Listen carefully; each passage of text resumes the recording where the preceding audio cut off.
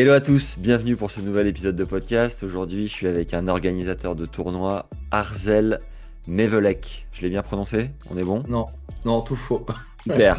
Dis-nous, aide-moi. Non, il y a un accent en fait, c'est Mévélec. Mevelek, Voilà. rien à voir. Ouais, On n'est ça pas sonne loin, vraiment mais... très breton, on peut pas se tromper dans mes Ok. origines. Donc Voilà. toi, Arzel, t'es organisateur de tournois pro avec l'Open de Quimper en tête de liste, Challenger 125 depuis 14 ans, qui a lieu en janvier, et plus récemment, un circuit de tournoi en Afrique qui m'intrigue. Et du coup, c'est Mm. top de pouvoir en parler avec toi. Il est composé de Brazzaville au Congo en février, puis de Kigali au Rwanda en mars, et enfin deux autres à Abidjan en Côte d'Ivoire qui auront lieu du 14 au 27 avril. Déjà, bienvenue sur le podcast. Ça fait Bah, plaisir. merci, c'est sympa en tout cas. À l'époque, j'avais fait une petite interview avec Marc Jiquel en Ouais, direct de l'Open de Quimper. je m'en souviens. Et là, t'es rentré fraîchement d'Afrique après Kigali, du coup, et Brazzaville. C'est bien ça. Exactement. Brazzaville en premier, Kigali après. Ouais. Et puis j'en ai profité aussi pour partir 3 jours après à Zanzibar, parce que je, je me suis dit que la mer me manquait un peu et que c'était quand même cool avec mon équipe de se faire plaisir à la fin et de décompresser. Donc, Parce que c'est pas loin, c'est à côté? ouais, il y a 4 heures de vol parce qu'il y a un stop à Nairobi au Kenya. Ouais. Mais ouais, c'est à peu près, en gros, il y a même des vols directs de temps en temps, c'est 3 heures. Et alors, ça a fait la fête un peu ou au contraire, ça a relâché complet? Vous Non, étiez c'était pas. impossible de faire la fête parce que je pense qu'on était trop crevés. Ça faisait un mois et demi de séjour. Et puis, on sait faire la fête aussi pendant les événements. Ouais. Donc, on n'a pas besoin d'attendre la fin, clairement. Mais Ok. ça fait partie de nos caractéristiques aussi. C'est on aime bien passer du bon temps. Et donc, non, c'était vraiment, on s'était dit, on fait rien, farniente. Ouais. Et voilà, on a loué un bateau. On est à trois dans l'équipe, là. Deux filles, un gars. Et puis, voilà, on a privatisé un vieux bateau là et puis on est allé se balader puis on a chopé des coups de soleil monstrueux. Voilà, c'est le bilan, c'est catastrophique. J'ai les bras mais dans un état donc je reste en pull maintenant. Voilà. Ok. Et alors, comment on se retrouve à organiser un tel circuit de 5 tournois? C'est ça, hein? En Afrique? 5 semaines, ouais, 5 semaines. Ouais, 5 semaines. ouais, Comment ça a cheminé tout ça? Parce que de l'extérieur, on voit Vivi Rwanda sur le maillot du PSG, donc on se dit, ok, il ouais, y a quand même une envie d'investir, de développer un peu la destination peut-être d'un point de vue touristique.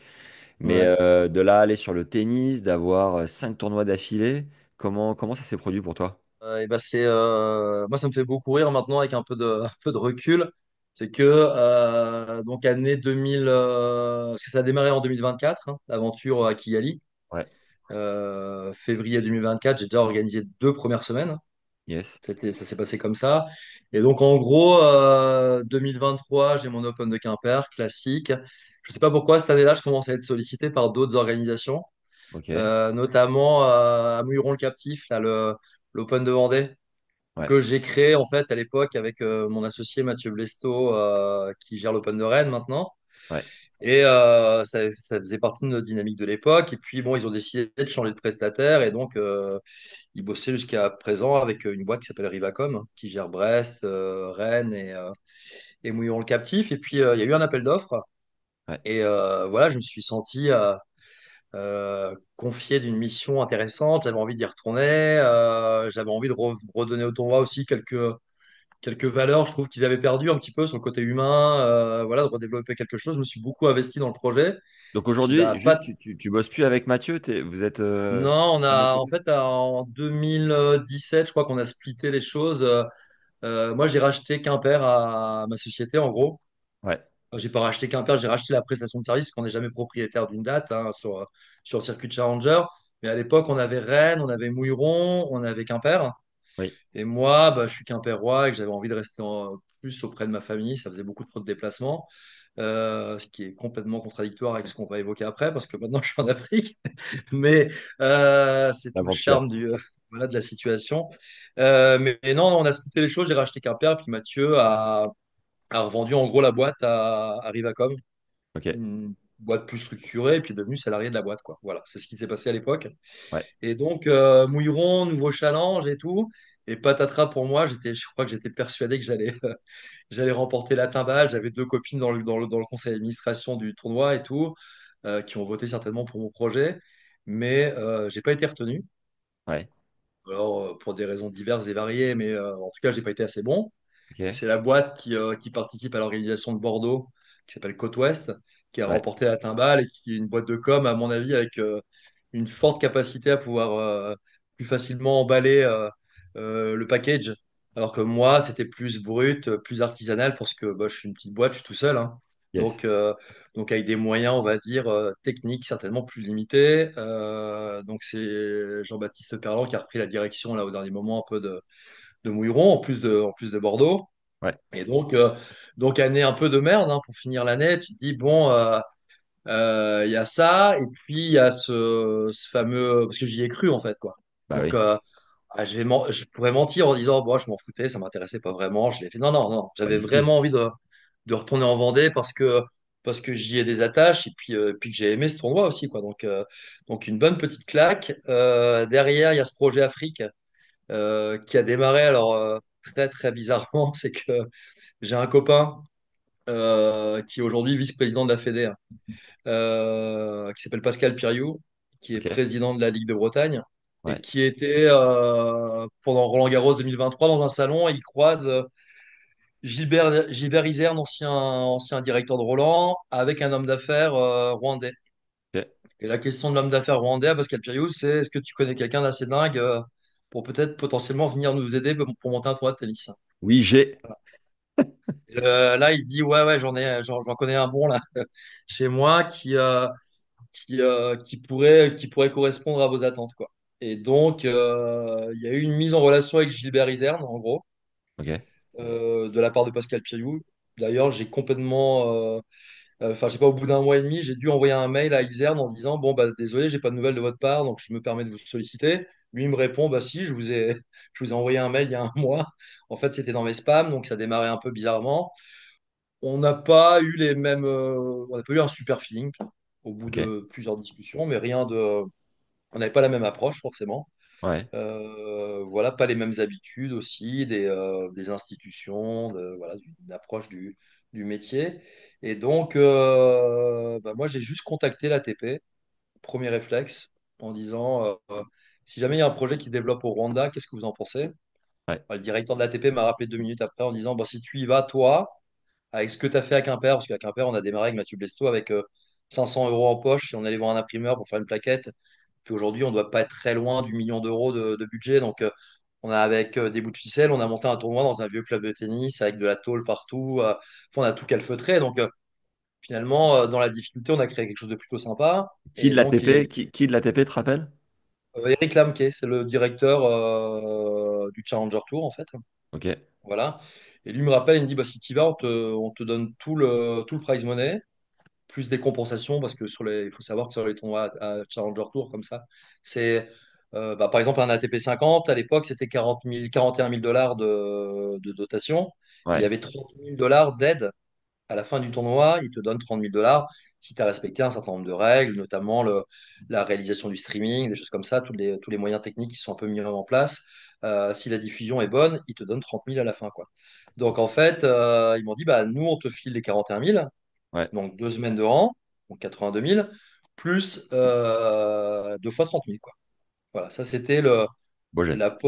l'apport plus exonération de taxes, parce qu'on doit payer 15% du prize money pour organiser le tournoi. Ça, c'est le droit d'entrée à chaque fois qu'on doit payer 6 mois à l'avance auprès du Challenger Tour. Donc, ça, c'est les règles de base. D'accord? Donc, il y avait quand même un certain confort comme ça. Moi, j'ai choisi de passer par la Fédé locale, enfin, la Ouais. fédération rwandaise, en contactant un gars de l'ITF qu'on connaissait, là, qui s'appelle Thierry Ndwali. C'est un développeur en fait pour l'ITF en Afrique de l'Est, qui est rwandais mais qui habite en Suède. Enfin bon, voilà, ça présente un peu le cadre. Et pour rajouter une couche à mon échec global de 2023, j'ai des billets pour, je sais pas, j'invente, hein, mais ça doit pas être loin de cette date-là, pour le 14 décembre, pour aller au Rwanda. Et 2 jours avant, la fédération m'appelle en disant, bon, bah, on est désolé, mais on ne pourra jamais faire le tournoi en février. Déjà, les délais sont trop courts. Rassembler de l'argent en si peu de temps, c'est impossible. Donc, Ouais. je vous annonce que c'est mort. l'homme d'affaires, il était passé où pendant ce temps-là? Ah non, j'ai jamais, je sais pas, je sais même pas comment il s'appelle. J'ai su à un moment donné parce que je savais dans quel domaine il bossait, puis je crois qu'il vit à Madrid et qu'il est souvent sur le Master 1000. Mais Ouais. donc, c'est quelqu'un qui bosse dans les télécommunications, qui a plusieurs business. Enfin bref, je ne l'ai jamais rencontré, je l'ai toujours pas vu. Donc Ah, ok. voilà, donc c'est Il quelqu'un. a juste planté une graine en toi, finalement. Ouais, et puis il faut savoir quand même qu'en Afrique, ça arrive souvent, mais je pense que ça arrive aussi souvent en Europe, c'est qu'il y a plein de projets, quoi. Hmm. Et les projets qui naissent, alors là, enfin, il y a plein de légendes, quoi. Voilà, Ouais. pour reprendre le nom du podcast, il y a un paquet de légendes et il se passe pas grand-chose. Ah, t'en as Donc voilà, rencontré de la légende. et donc bah, juste avant 2 jours avant de partir, quoi. Donc ah non, on s'appelle, bon bah c'est foutu. Et donc on s'appelle avec le directeur du Challenger Tour, et puis moi je lui dis, bah, écoute, je suis français, c'est le Rwanda, il y a eu un génocide il y a presque 30 ans. L'État français a été grandement impliqué dans cette catastrophe humaine. J'ai rien à perdre. J'y vais. Je vais y aller. Comme ça me fera une petite expérience. C'est un voyage en plus de 4 jours programmé, très, très short. Là, c'était pour faire une visite de site pour voir si le site était aux normes, en fait. Hmm. Donc, on embarquait avec nous un superviseur ATP qui s'appelle Stéphane Crétois, un Français, Ouais. qui est normand, là, que je connais depuis des lustres, qui a fait plusieurs fois Quimper, au moins 5 6 fois. Et donc, voilà, bah, on est parti à trois, plus un de mes techniciens sur Quimper pour visiter le Rwanda dans un premier temps et, et de rencontrer du monde et essayer d'inverser aussi la tendance, quoi. Donc, Ouais. mais là, je me suis dit, je rentre à la maison après ce voyage-là, on me rappelle en me disant, bon, on a bien réfléchi, mais c'est toujours mort. Voilà. Donc, je me dis, fin 2023, ma vie, c'est un peu de la merde quand même. En dehors de Mais la famille, mais tu sens pas que en étant au Rwanda sur le terrain, il y a des trucs quand même qui se décantent, il y a la magie un peu d'y être physiquement, quoi. Non, pas plus que ça? bah non, rien. Ok. Rien. Et sur le pays, t'as un petit coup de cœur au passage ou ça dit quoi? Bah, j'ai un petit coup de cœur, ouais, mais qui est complètement tronqué, c'est-à-dire bon, que j'arrive en période de Noël, donc ce qui est quand même très drôle. Moi, j'ai une expérience de l'Afrique qui est extrêmement limitée.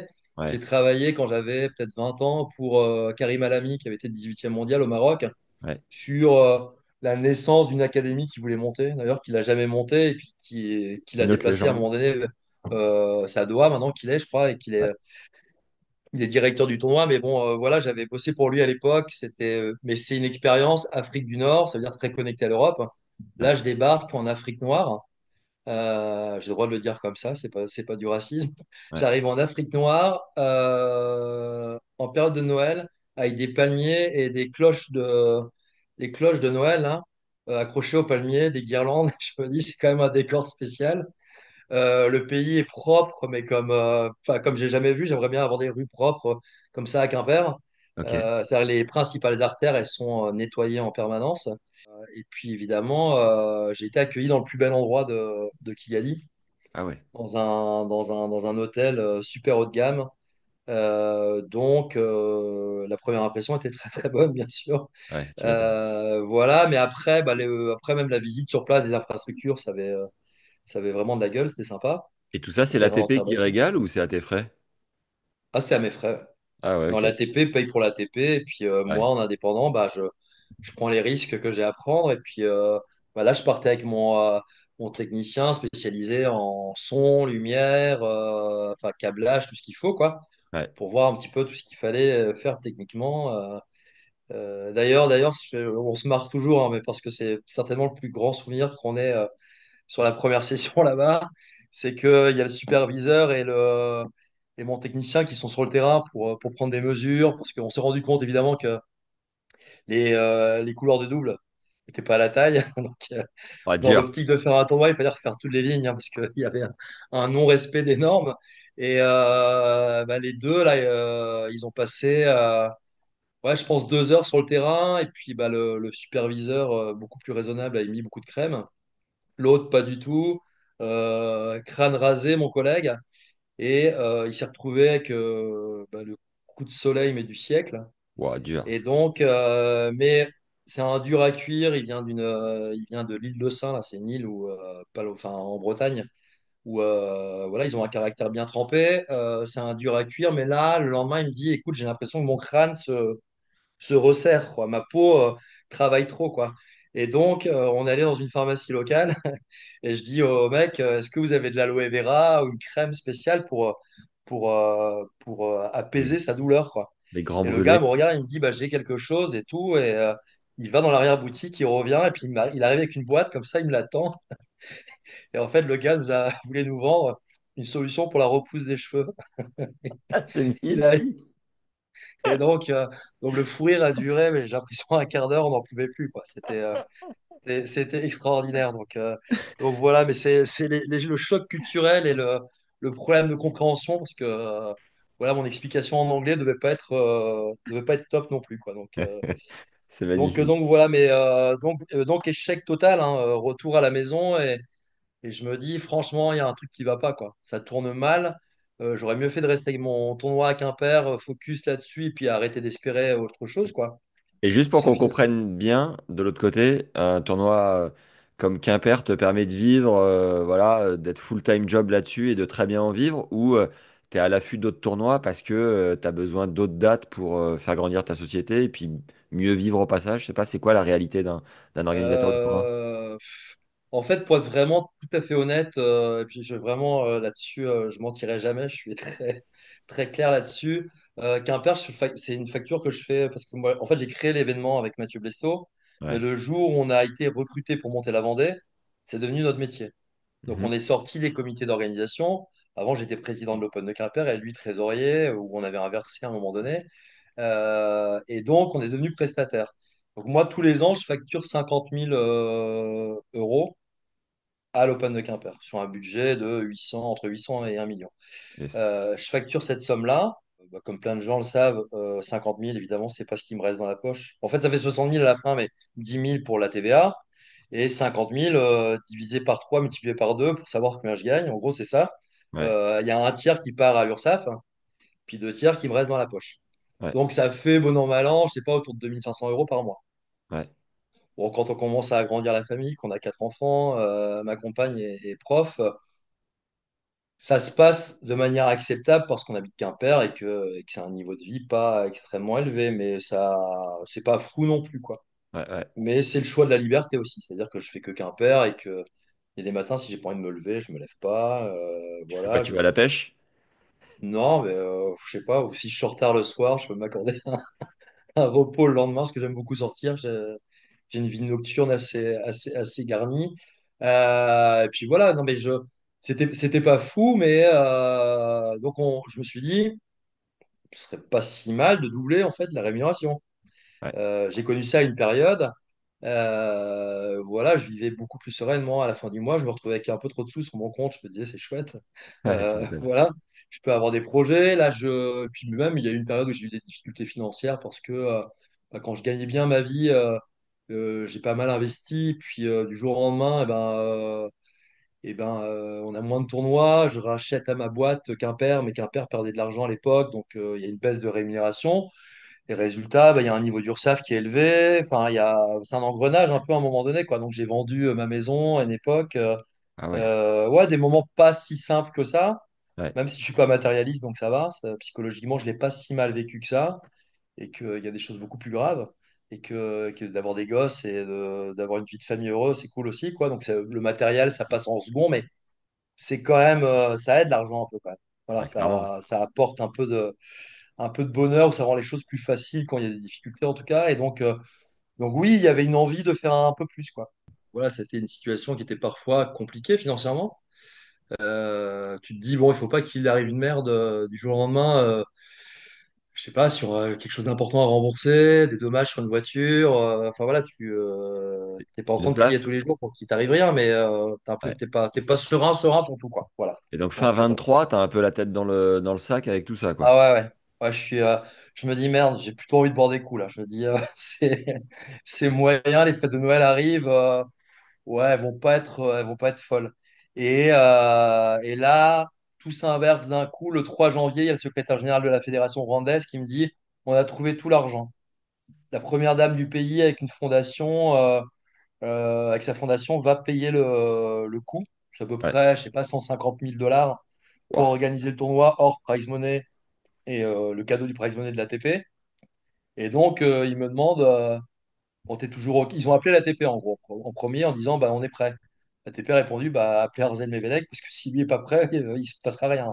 Donc, Ouais, nous, on donne une date, mais on donne pas l'orga, quoi.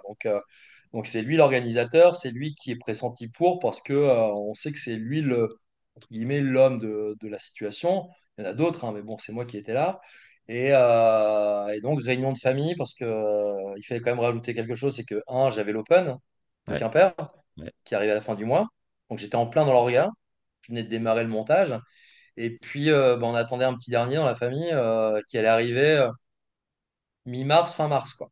Ok.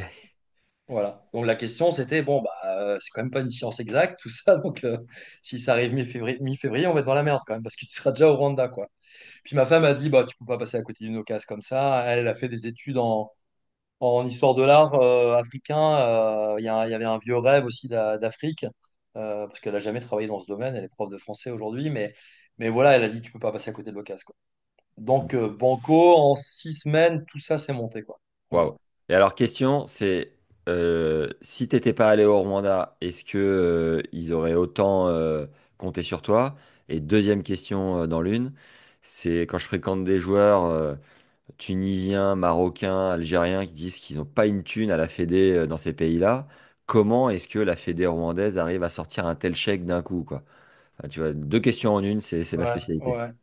J'ai envie de faire une petite blague là en disant, je vais reprendre ce que dit la jeune joueuse en vogue actuellement là Mira. André Val. Ouais, Ouais. je dis bah moi j'ai envie de me remercier d'y être allé quoi. Voilà. Voilà, si j'y étais pas allé, franchement, je pense que il serait rien passé. Je crois qu'en y allant, j'ai rencontré une bonne personne sur place, Ok. qui C'était est qui? proche du président et de la première dame. D'accord. Et je pense que dans les échanges qu'on a pu avoir, il s'est dit, après la présentation, il s'est dit, je pense qu'on fait une énorme connerie si on ne saisit pas cette opportunité unique d'être le premier pays en Afrique de l'Est, hein, à organiser un tournoi pro. Ah, il y a une stat qui dit que, enfin en tout cas il y a une info qui dit qu'en 1990 il y a eu un tournoi au Kenya, mais c'est un autre temps au niveau du circuit pro. Donc Ouais. c'était un tournoi pro, mais franchement je sais pas exactement quelle catégorie. Mais là c'était vraiment la première fois en Afrique noire, Afrique de l'Est, Afrique centrale. On appelle ça, on dit souvent Afrique subsaharienne, mais il faudrait exclure l'Afrique du Sud, qui avait des challengers jusqu'avant le Covid, en fait. Et donc, c'était une occasion et lui a appuyé le dossier. Il a murmuré à l'oreille de la première dame quelque chose qui a déclenché justement cette aide au dernier moment. Et donc, je me remercie pour ça. Si j'y étais pas allé, bah, j'y serais pas. Bien joué. Euh, Comment t'as eu le rendez-vous et tout? avec le, Avec Non, le lui, gars, là. ça faisait partie des rendez-vous qu'on avait sollicités sur place Ouais. par relation. On a dit, bah, ça serait peut-être bien de rencontrer cette personne-là qui a quelques relations avec le pouvoir. Ouais, ouais. C'est un homme à consulter, donc on l'avait rencontré dans une sorte de appart boutique hôtel, une pièce fermée, un repas à midi. Il est arrivé en survêtement, il sortait d'une session de sport, il a dit, bon, écoutez, je vous écoute, qu'est-ce que vous avez à me raconter? Voilà quoi. Yes. D'ailleurs, je ne l'avais pas trouvé super sympa la première fois. Ouais. Bon, je pense que c'est un de mes meilleurs copains maintenant sur place. Incroyable. C'est beau, ça. Et du coup, ouais, le but. On a un petit jeu ensemble. Je lui ramène il aime bien les alcools forts et je Ouais. lui dégote des bouteilles, voilà, qui sont pas faciles à trouver quelquefois. J'ai réussi à lui ramener un Bazar Maniac de 1968 l'autre jour parce que c'était son anniversaire, c'est son année de naissance. Ouais. Voilà, on se fait des petits plaisirs parce que on a quelques passions communes comme ça. Énorme. J'adore. Donc, voilà. Et puis pour la deuxième question, bah, la fédération n'a pas de sous. Ouais. Très clairement. Et là, c'est la fondation de la Première Dame qui a payé. La fédération n'a pas d'argent, n'a pas de licenciés. Donc, contrairement à la fédération française où tout le monde paye sa cotise tous les ans, achète sa licence, eh Ouais. ben, il n'y a aucune rentrée d'argent pour la fédération rwandaise. Donc, ils vivent sur une seule rentrée quasiment. C'est les aides du ministère des Sports par rapport à l'équipe nationale qu'ils ont, qui jouent dans un groupe, je ne sais pas, 4 5 en Coupe Davis ou en Billie Jean King. Enfin, voilà, des compètes comme ça où c'est pas le reflet de la qualité du tennis dans un pays en plus. Et depuis, ça a changé, bien sûr. Là, cette année, on a eu une aide directe du ministère des Sports, en fait. Hmm. Voilà. Donc voilà. Mais Donc tout ça vraiment a démarré sur presque un malentendu, une Ouais. rumeur. Moi j'ai saisi l'occasion, c'est-à-dire il y a une rumeur, moi, j'y vais, je fonce. Je suis curieux, je vais au pire, voilà, comme je l'ai dit, je me retrouve au Rwanda. J'ai été visiter le mémorial du génocide avec un directeur du Challenger Tour qui est belge, moi français, et je pense que dans mes collègues rwandais, il y avait un des collègues qui devait être d'origine Tutsi et l'autre Hutu. Donc ça faisait en fait toutes toutes les parties étaient représentées en fait dans cette visite et je me dis symboliquement ça représente quelque chose. Il y avait, je pense, sous mes pieds 200 000 personnes enterrées. Je connaissais bien l'histoire parce que j'avais 17 ans à l'époque quand il y a eu enfin, le génocide et je suivais l'actualité. J'avais des parents très sensibles à tout ça donc j'avais un souvenir. Donc là je me suis réinformé. Voilà, ça a été un moment un peu difficile aussi quoi Hmm. parce qu'il y a une pièce dans le mémorial qui retrace, qui est dédiée aux enfants, de la manière dont ils sont décédés, Oh. ce qu'ils aimaient bien faire comme loisir, leur plat préféré, des choses comme ça. Bon, ça, quand on regarde, quand on lit des récits comme ça, on sait qu'un gamin de, je sais pas, d'un an a été jeté contre un mur, c'est comme ça qu'il est mort, ou voilà. Enfin, bon, on repart de là avec une expérience humaine un peu particulière et qu'on se dit que qu'on n'a pas toujours été bon dans l'histoire du monde, nous Français. Hmm. Voilà, j'en suis pas responsable, mais il y a un héritage qui existe quand même, quoi. Donc de monter un tournoi de tennis, finalement là-bas, c'est vraiment que dalle par rapport au poids de l'histoire. Mais c'est un moyen au moins d'apporter une pierre à l'édifice et puis de contribuer à quelque chose de joyeux et de progressiste, quoi. Et alors, t'es comment sur cette édition de l'Open de Quimper 2024, tout en ayant en ligne de mire la logistique et tout ce qui approche pour la première édition? Comment ça se passe? Franchement, en toute honnêteté, j'ai l'impression d'être comme un gosse. Ah ouais, J'ai l'impression je sais pas, d'être excité, d'être un peu comme un chien fou en me disant, ouais, c'est cool. Euh, je vais embarquer du monde avec moi. En plus, je sais, je vais proposer à des collègues. Là, je l'aurais pas dit encore. Au fond de moi, je me dis, ouais, ça m'anime. Je me dis, la fin de l'année, elle a été tellement pourrie que, que là, ouais, ça revit. Je suis excité. Je suis enthousiaste. Et puis moi, ce qui me plaît dans ce boulot-là, en plus, évidemment que je trouve que le tennis est un sport incroyable. Je l'ai pratiqué et j'adore ce sport. Derrière toi, il y a Roger Federer. Alors, c'est pas ouais, très original, mais j'ai pleuré devant Roger Federer, ça c'est sûr. Moins devant Nadal.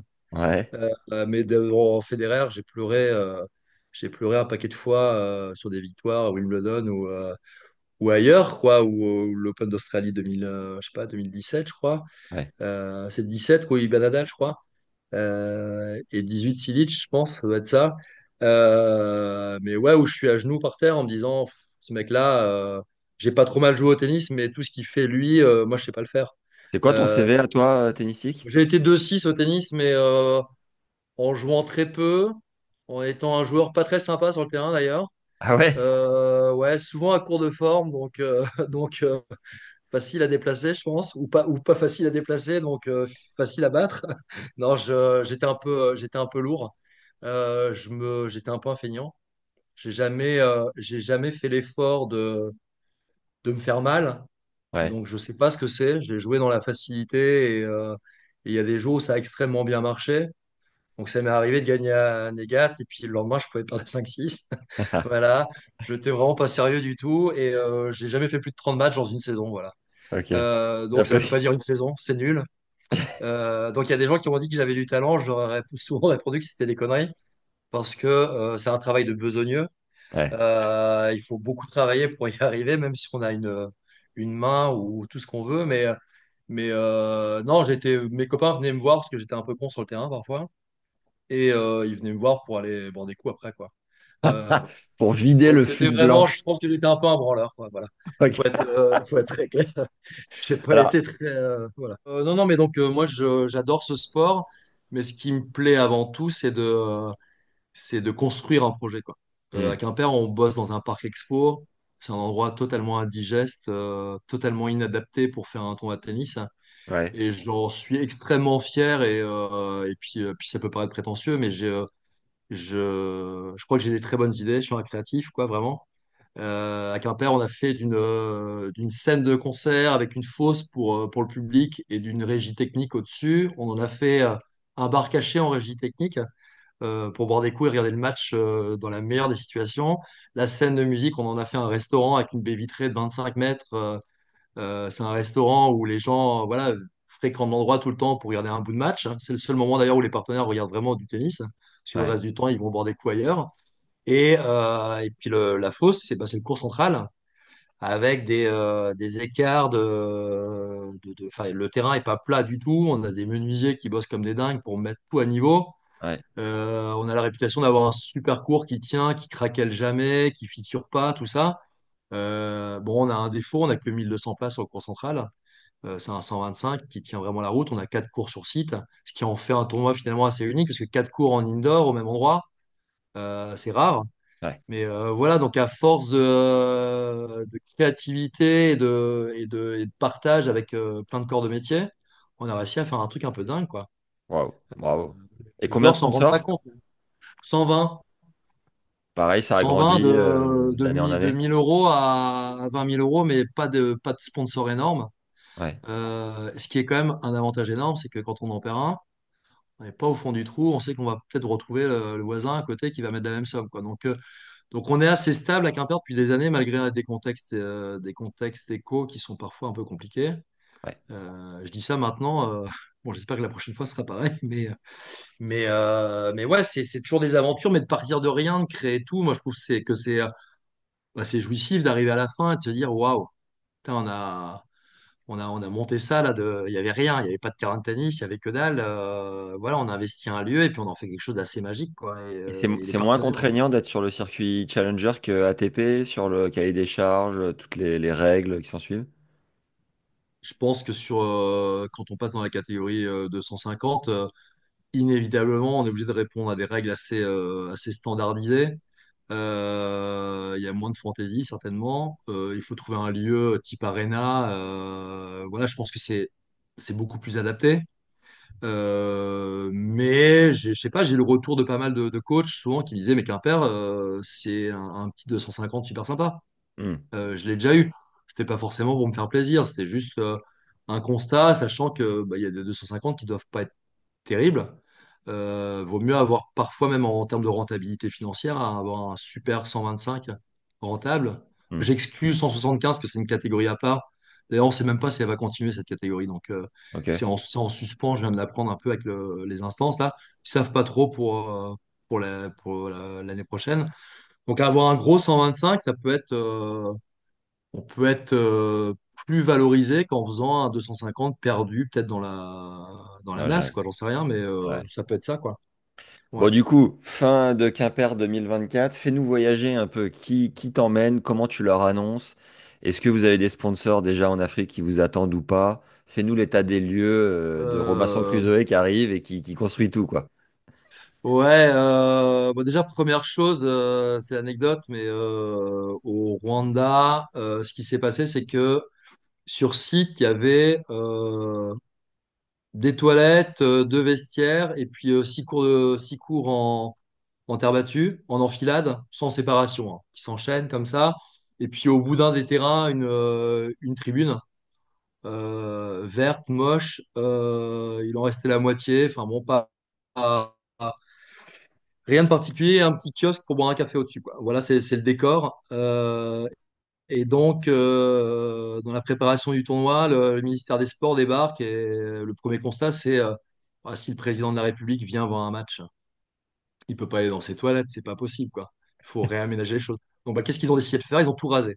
Ils ont tout rasé, ils ont tout reconstruit, ils ont pavé les routes pour accéder au stade.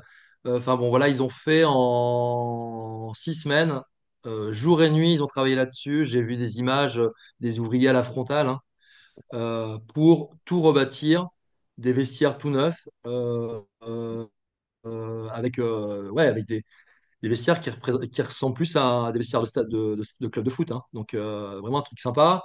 Un office aussi. Enfin, voilà, eux, de leur côté, c'est ce qu'ils ont fait. Et puis, bah, moi, j'ai commencé à me mettre en branle pendant Quimper sur bah, le respect du cahier des charges, tout ce qu'il fallait mettre en place par rapport à l'ATP. Et j'ai proposé à quatre de mes collègues Ouais, de m'accompagner. Donc on est parti à cinq. ok, Voilà. Et avec des postes, une personne en charge du desk, accueil des joueurs, c'est-à-dire hébergement, transport, restauration, une personne en charge de l'administratif, une personne en charge de la technique, câblage, voilà, mise en réseau, tout ce qui concerne Internet, et puis les scoreboards sur les terrains, ça, et puis une autre personne en charge de la communication, et puis moi, la direction du tournoi. Voilà. Et à chaque fois, on a mixé les équipes, on a pris quelqu'un en local. ok, Donc moi, j'avais un correspondant local. Et donc voilà, on a mixé les équipes à chaque fois pour qu'il y ait quelqu'un du pays, puis quelqu'un de l'étranger. ouais. Et puis c'était comme ça que ça s'est passé. Donc là, quand vous arrivez, le chantier est terminé, les terres sont belles, les couloirs sont à la bonne mesure, et il n'y a plus qu'à installer finalement les câbles et compagnie, quoi. Ouais, il y a des tentes à mettre partout parce qu'il n'y a pas assez d'espace. Il faut Ouais, créer un players lounge, un restaurant, des bureaux pour nous, pour les journalistes, pour le streaming, pour les ramasseurs de balles, les juges de ligne, les officiels. Enfin, oh, c'est un bordel sans nom, hein. Enfin, non, on débarque avec, ouais, c'est tout à l'arrache, quoi. ouais, Tout à l'arrache, mais à l'énergie. Et quand on n'est pas bon, on compense, on bosse la nuit, puis on s'en fout, quoi. On y va, et puis il faut que ça se passe. Et puis voilà. Et puis après, on découvre tous les problèmes qu'il peut y avoir, le transport, les bouchons sur place. Il y a des horaires où on ne peut pas circuler. Enfin voilà, on découvre quelque chose, mais avec l'exigence qu'on a et l'habitude des chantiers compliqués, eh ben, on y arrive vraiment très bien, quoi. Et le bilan à la fin, c'est waouh, c'était vraiment super bien. Et la très bonne surprise sur place, c'est la qualité de la terre battue, ouais. le fait qu'elle sèche extrêmement rapidement, qu'il y a un drainage efficace. Parce que le jour de la finale, on a eu mais des pluies diluviennes, c'était la tempête absolue. On Oh, avait normalement une exhibition Yannick Noah, le président de la République, ça a été annulé. ah, dommage. Mais c'était des trompes d'eau. Il y avait une rivière qui s'était créée sur les allées. Enfin, c'était l'enfer, quoi. Et ben, 45 minutes plus tard, c'était praticable à nouveau. Wow, Donc, euh, incroyable. donc voilà, sans bâche hein, pour protéger les terrains, hein. Quand il y a de la pluie, on laisse comme ça. Et puis après, ils arrivent avec des grosses éponges. Ils, euh, ils se mettent en action pour sécher au maximum, retravailler la terre et c'était praticable et jouable, quoi. Belle. Donc voilà, et puis les joueurs après font la promotion de l'endroit, hein. C'est-à-dire que les joueurs, quand ils débarquent en Afrique, ils ont peur de quoi? C'est le Rwanda. Réaction, ils ont quoi? Ils ont encore des machettes. Il y a des maladies là-bas. La bouffe. La bouffe, l'altitude, c'est 1500 mètres d'altitude, donc conditions spéciales, hein. Les balles volent, ça change aussi.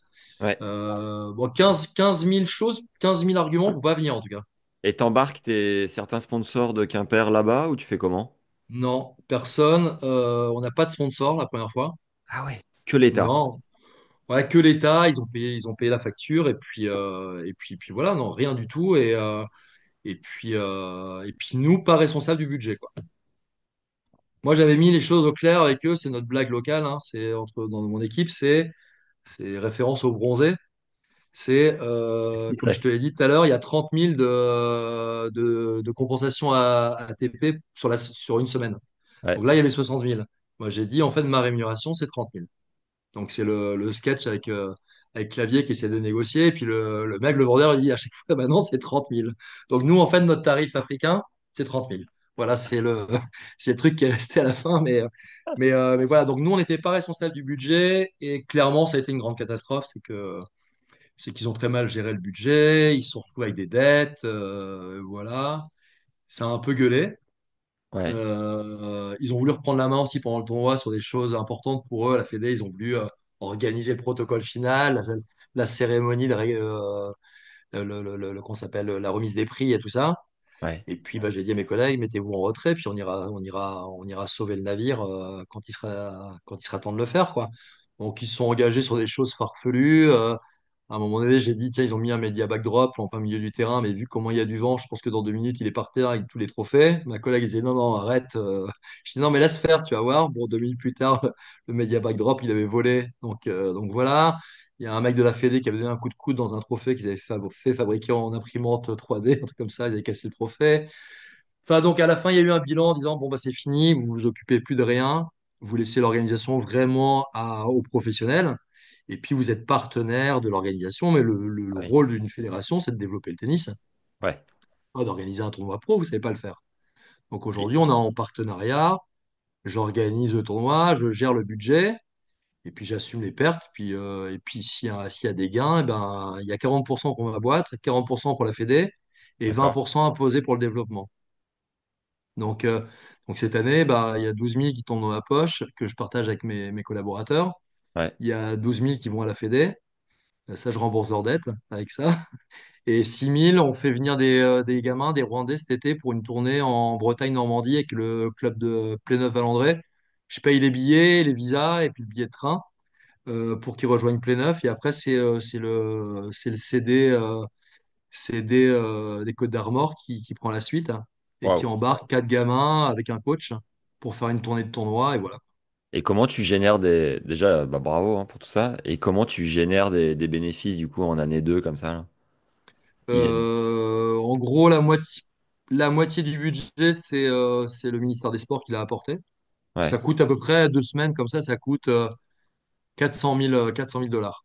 Ok. C'est pas très très élevé, mais sachant qu'on n'a pas de prize money à payer, Ouais. qu'on a 130 000 dollars qui tombent en compensation, ça s'appelle comme ça, c'est les aides de l'ATP, parce que c'était un 75 et un 100. Et en plus de ça, j'ai réussi à ramener un sponsor quimpérois qui était en développement en Afrique, là, qui vend de l'outillage pour le monde de l'automobile, dans le secteur agricole aussi. Donc, Ok. ils sont venus Ah pour ouais. faire du démarchage, rencontrer des boîtes. Ouais. Ils ont mis de l'argent sur les tournois aussi, à Brazzaville, à Kigali. Donc, ils faisaient partie du voyage. On vivait dans la même maison sur place. Voilà, ça crée des liens aussi. On a réussi à ramener quelques boîtes européennes, Ricoh, là, qui est fabricant d'imprimantes, par exemple. Ouais. Et puis des boîtes locales. Et puis Visit Rwanda s'est rajouté au dernier moment aussi. D'accord. Voilà. Et moi, ce que j'essaie de faire, c'est de leur dire, aider au développement local. Moi, ce que je vous offre aussi en contrepartie, c'est une visibilité sur l'Open de Quimper, qui a un 125, qui a plus de visibilité. On a les télés qui retransmettent aussi. Enfin, voilà, donc j'essaie de faire un partenariat entre les tournois aussi, quoi. Donc, Et le côté boire des coups et resto qui surplombe avec les baies vitrées, t'as réussi à le dupliquer là-bas ou pas? eh ben, ouais, en fait, j'ai réussi à faire un truc qui est. Le président de la Fédé rwandaise est venu me voir l'autre jour, il me dit, je comprends strictement rien à ce que tu fais, mais ce que tu as fait là, c'est top. C'est-à-dire que j'ai regardé le site et il y a des arbres partout, il y a une forêt incroyable. Ouais. Et j'ai demandé à un paysagiste de me construire une terrasse dans les bois, en fait. Ah, Et génial. donc d'en faire une terrasse avec un kiosque au milieu, donc un bar. On a organisé 2 soirées avec des DJ qui sont venus un soir. Voilà, on a créé un lieu éphémère pour faire la fête aussi pendant le tournoi. Et l'objectif, eh ben, c'est d'en faire un rendez-vous business. On a fait venir des chefs pour faire des cocktails le midi. J'ai fait venir du vin via l'ambassade de France. On a commandé du vin en France. Bon, ils sont plus branchés bière. Ah ouais. Donc, il me restait un stock de vin là-bas un peu conséquent que j'ai laissé là-bas parce que j'ai aucun intérêt à le ramener. Il y en a assez ici. Mais voilà, mais on essaye en fait de. Les Rwandais, ils ont une volonté, c'est de faire la même chose. Et je dis les Rwandais, mais on parle que de Kigali, mais Brazzaville, c'est exactement la même chose. Ils ont une volonté de faire un tournoi qui ressemble à un tournoi européen où voilà, ils veulent pas rester bloqués sur le côté culturel, authenticité. Évidemment qu'il faut garder une touche d'authenticité, mais il faut répondre aux normes mondiales quoi, sur le tennis quoi. Donc, Ouais, euh, ouais. donc voilà quoi. Et entre l'année 1 et l'année 2, qu'est-ce que tu as réussi Donc là, c'est le deuxième, c'est le second round de toute la tournée, c'est ça? Ou t'en as Ouais, en fait, ce qui s'est préparé? passé, c'est que l'ATP, je crois qu'ils ont bien aimé le système, j'allais dire, Arzel part en Afrique. Donc ça s'est bien passé Kigali. Après, en fin d'année, pendant que j'étais d'ailleurs retourné à Kigali pour le boulot, pour préparer l'année suivante, en septembre, le directeur de l'ATP me dit, est-ce que tu peux me trouver une nouvelle date là. Parce que là, on a une date qui se libère en fin d'année, au mois d'octobre. On cherche urgemment une date. Ouais, Donc là, on a prospecté avec mon collègue de l'ITF aussi encore. Et c'est Brazzaville qui a répondu, allez, banco, on y va. On organise tout ça en 2 temps, en 3 mouvements. Donc fin 2024, on a organisé Brazzaville, ok. première fois, avant après finalement de rapatrier Brazzaville, de le coller à Kigali Ouais, pour commencer une tournée, quoi. 3 semaines de rang en Afrique, ATP 50, 75 et 100. C'est comme ça que ça s'est passé, quoi. ça Voilà. c'est beau. Et c'est quoi les différences entre... est-ce qu'il y a des différences entre les pays, entre le Congo, le Rwanda et la Côte d'Ivoire en termes d'orgas, de culture, de manière de fonctionner? Est-ce que tu dois manager ou t'adapter différemment? Ouais, alors c'est vraiment très différent, je trouve. Brazzaville, alors déjà, le représentant de la fédération, c'est un homme d'affaires. Il fait partie de la famille qui est au pouvoir aussi au pays. Ouais, Voilà, il a moins de 30 ans, passé pas mal de temps, je pense, en France.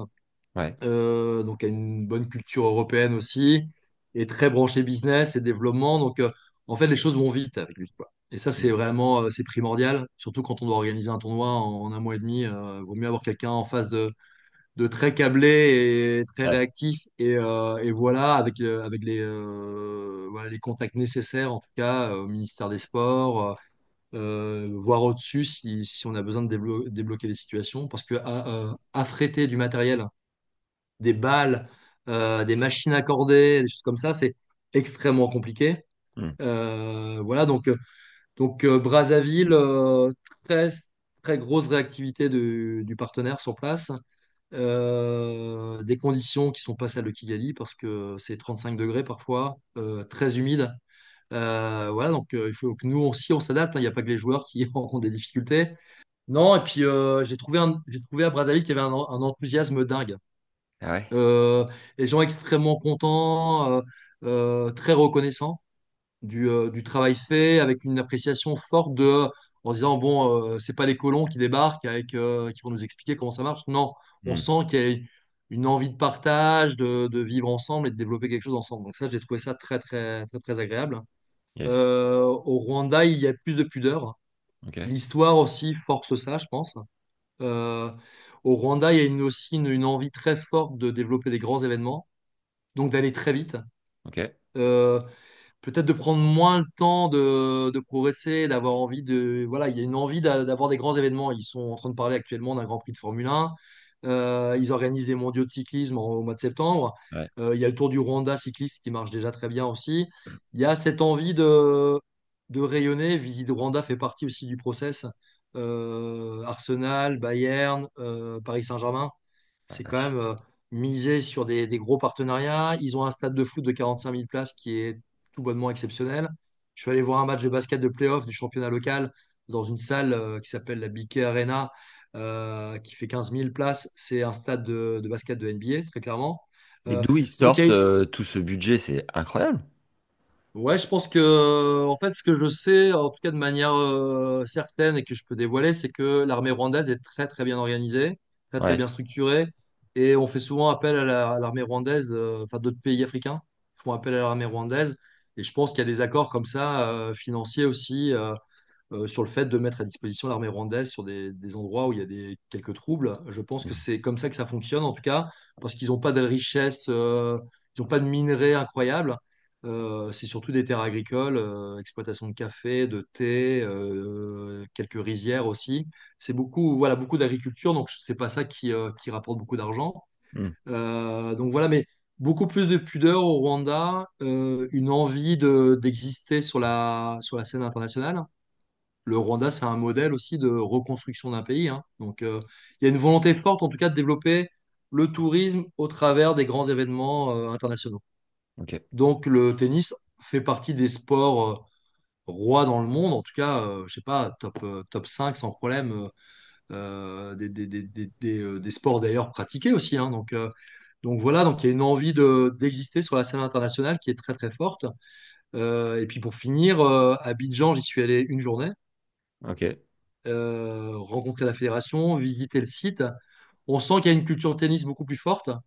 Bon, d'ailleurs, ils ont un joueur qui s'appelle Eliakim Koulibaly, qui a fait une grosse partie de sa formation, je crois, chez Mouratoglou, mais qui est autour de la 300e place à ATP, que je vois sur les tournois, à qui j'ai donné des wildcards de temps en temps, qui est un joueur qui a 22 ans encore, donc qui est un joueur intéressant. Donc, il Il y a des Kwame, joueur français, il est originaire de Côte d'Ivoire, je crois. Ok. Voilà, il y a une culture tennis beaucoup plus forte et puis une connexion avec la France plus importante aussi. Ouais, Euh, Brazzaville, c'est le cas aussi, hein. C'est un pays francophone. Le Rwanda, au travers de tout ce qui s'est passé, la langue française est un peu moins présente, même si elle existe encore. Voilà, donc c'est des pays différents. Moi, je suis en découverte permanente, hein. Je ouais, m'adapte. Eux doivent s'adapter à nous aussi. On va très vite, hein, nous, hein, on est des gens stressés, quoi, de nature, quoi. C'est-à-dire, même si je suis breton, j'habite pas Paris, ok, mais nos voitures vont à 110 km/h sur la voie express chez nous, eux, c'est 60 km/h. Donc, on vit dans une autre réalité, quoi. Il y a voilà, une adaptation permanente et voilà, et c'est passé un peu de temps, quelquefois, ça crée des conflits, hein. Et Euh, l'environnement le plus joli dans lequel tu as évolué entre les trois tournois? Eh ben, la réponse est simple, je vais dire le Rwanda, mais parce que j'y suis resté longtemps. Ouais, J'ai fait des sessions d'un mois, donc j'ai eu le luxe de partir en safari. Comme je t'expliquais avant là, qu'on enregistre, mes enfants sont venus. ouais, On s'est fait une journée de safari. Je suis allé aussi visiter la canopée avec mon équipe la fois d'avant. Brazzaville, je sais que c'est magnifique. La côte et enfin la République du Congo, c'est magnifique aussi. J'ai pas eu le temps. J'ai passé à chaque fois qu'une semaine ou 10 jours ou 15, mais c'était pour préparer le tournoi et puis pour le terminer.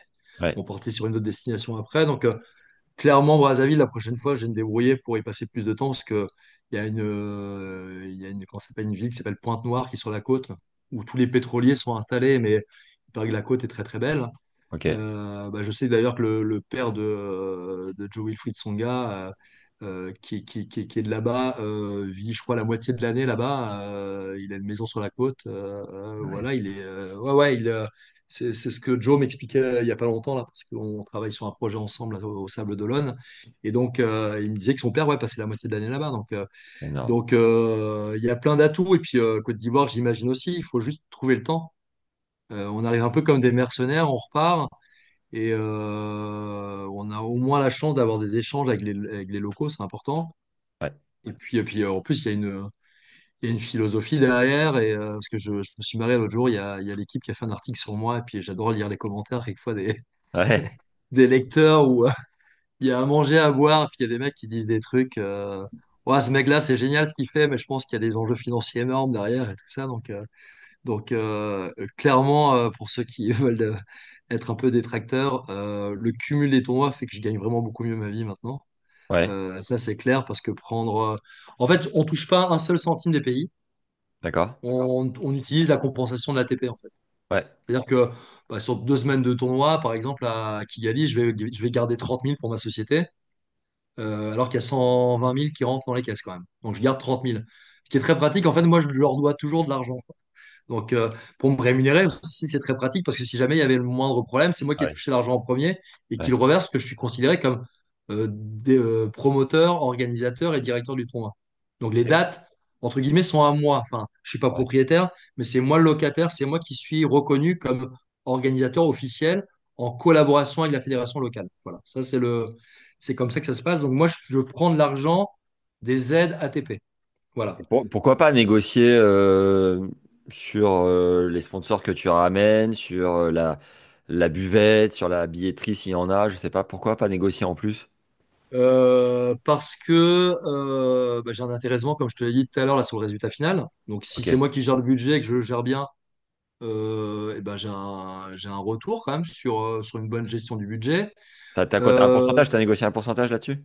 ouais, j'ai 40% au Rwanda, mais après, sur Brazzaville, on est en début d'aventure, et puis moi, j'ai pris 30 000.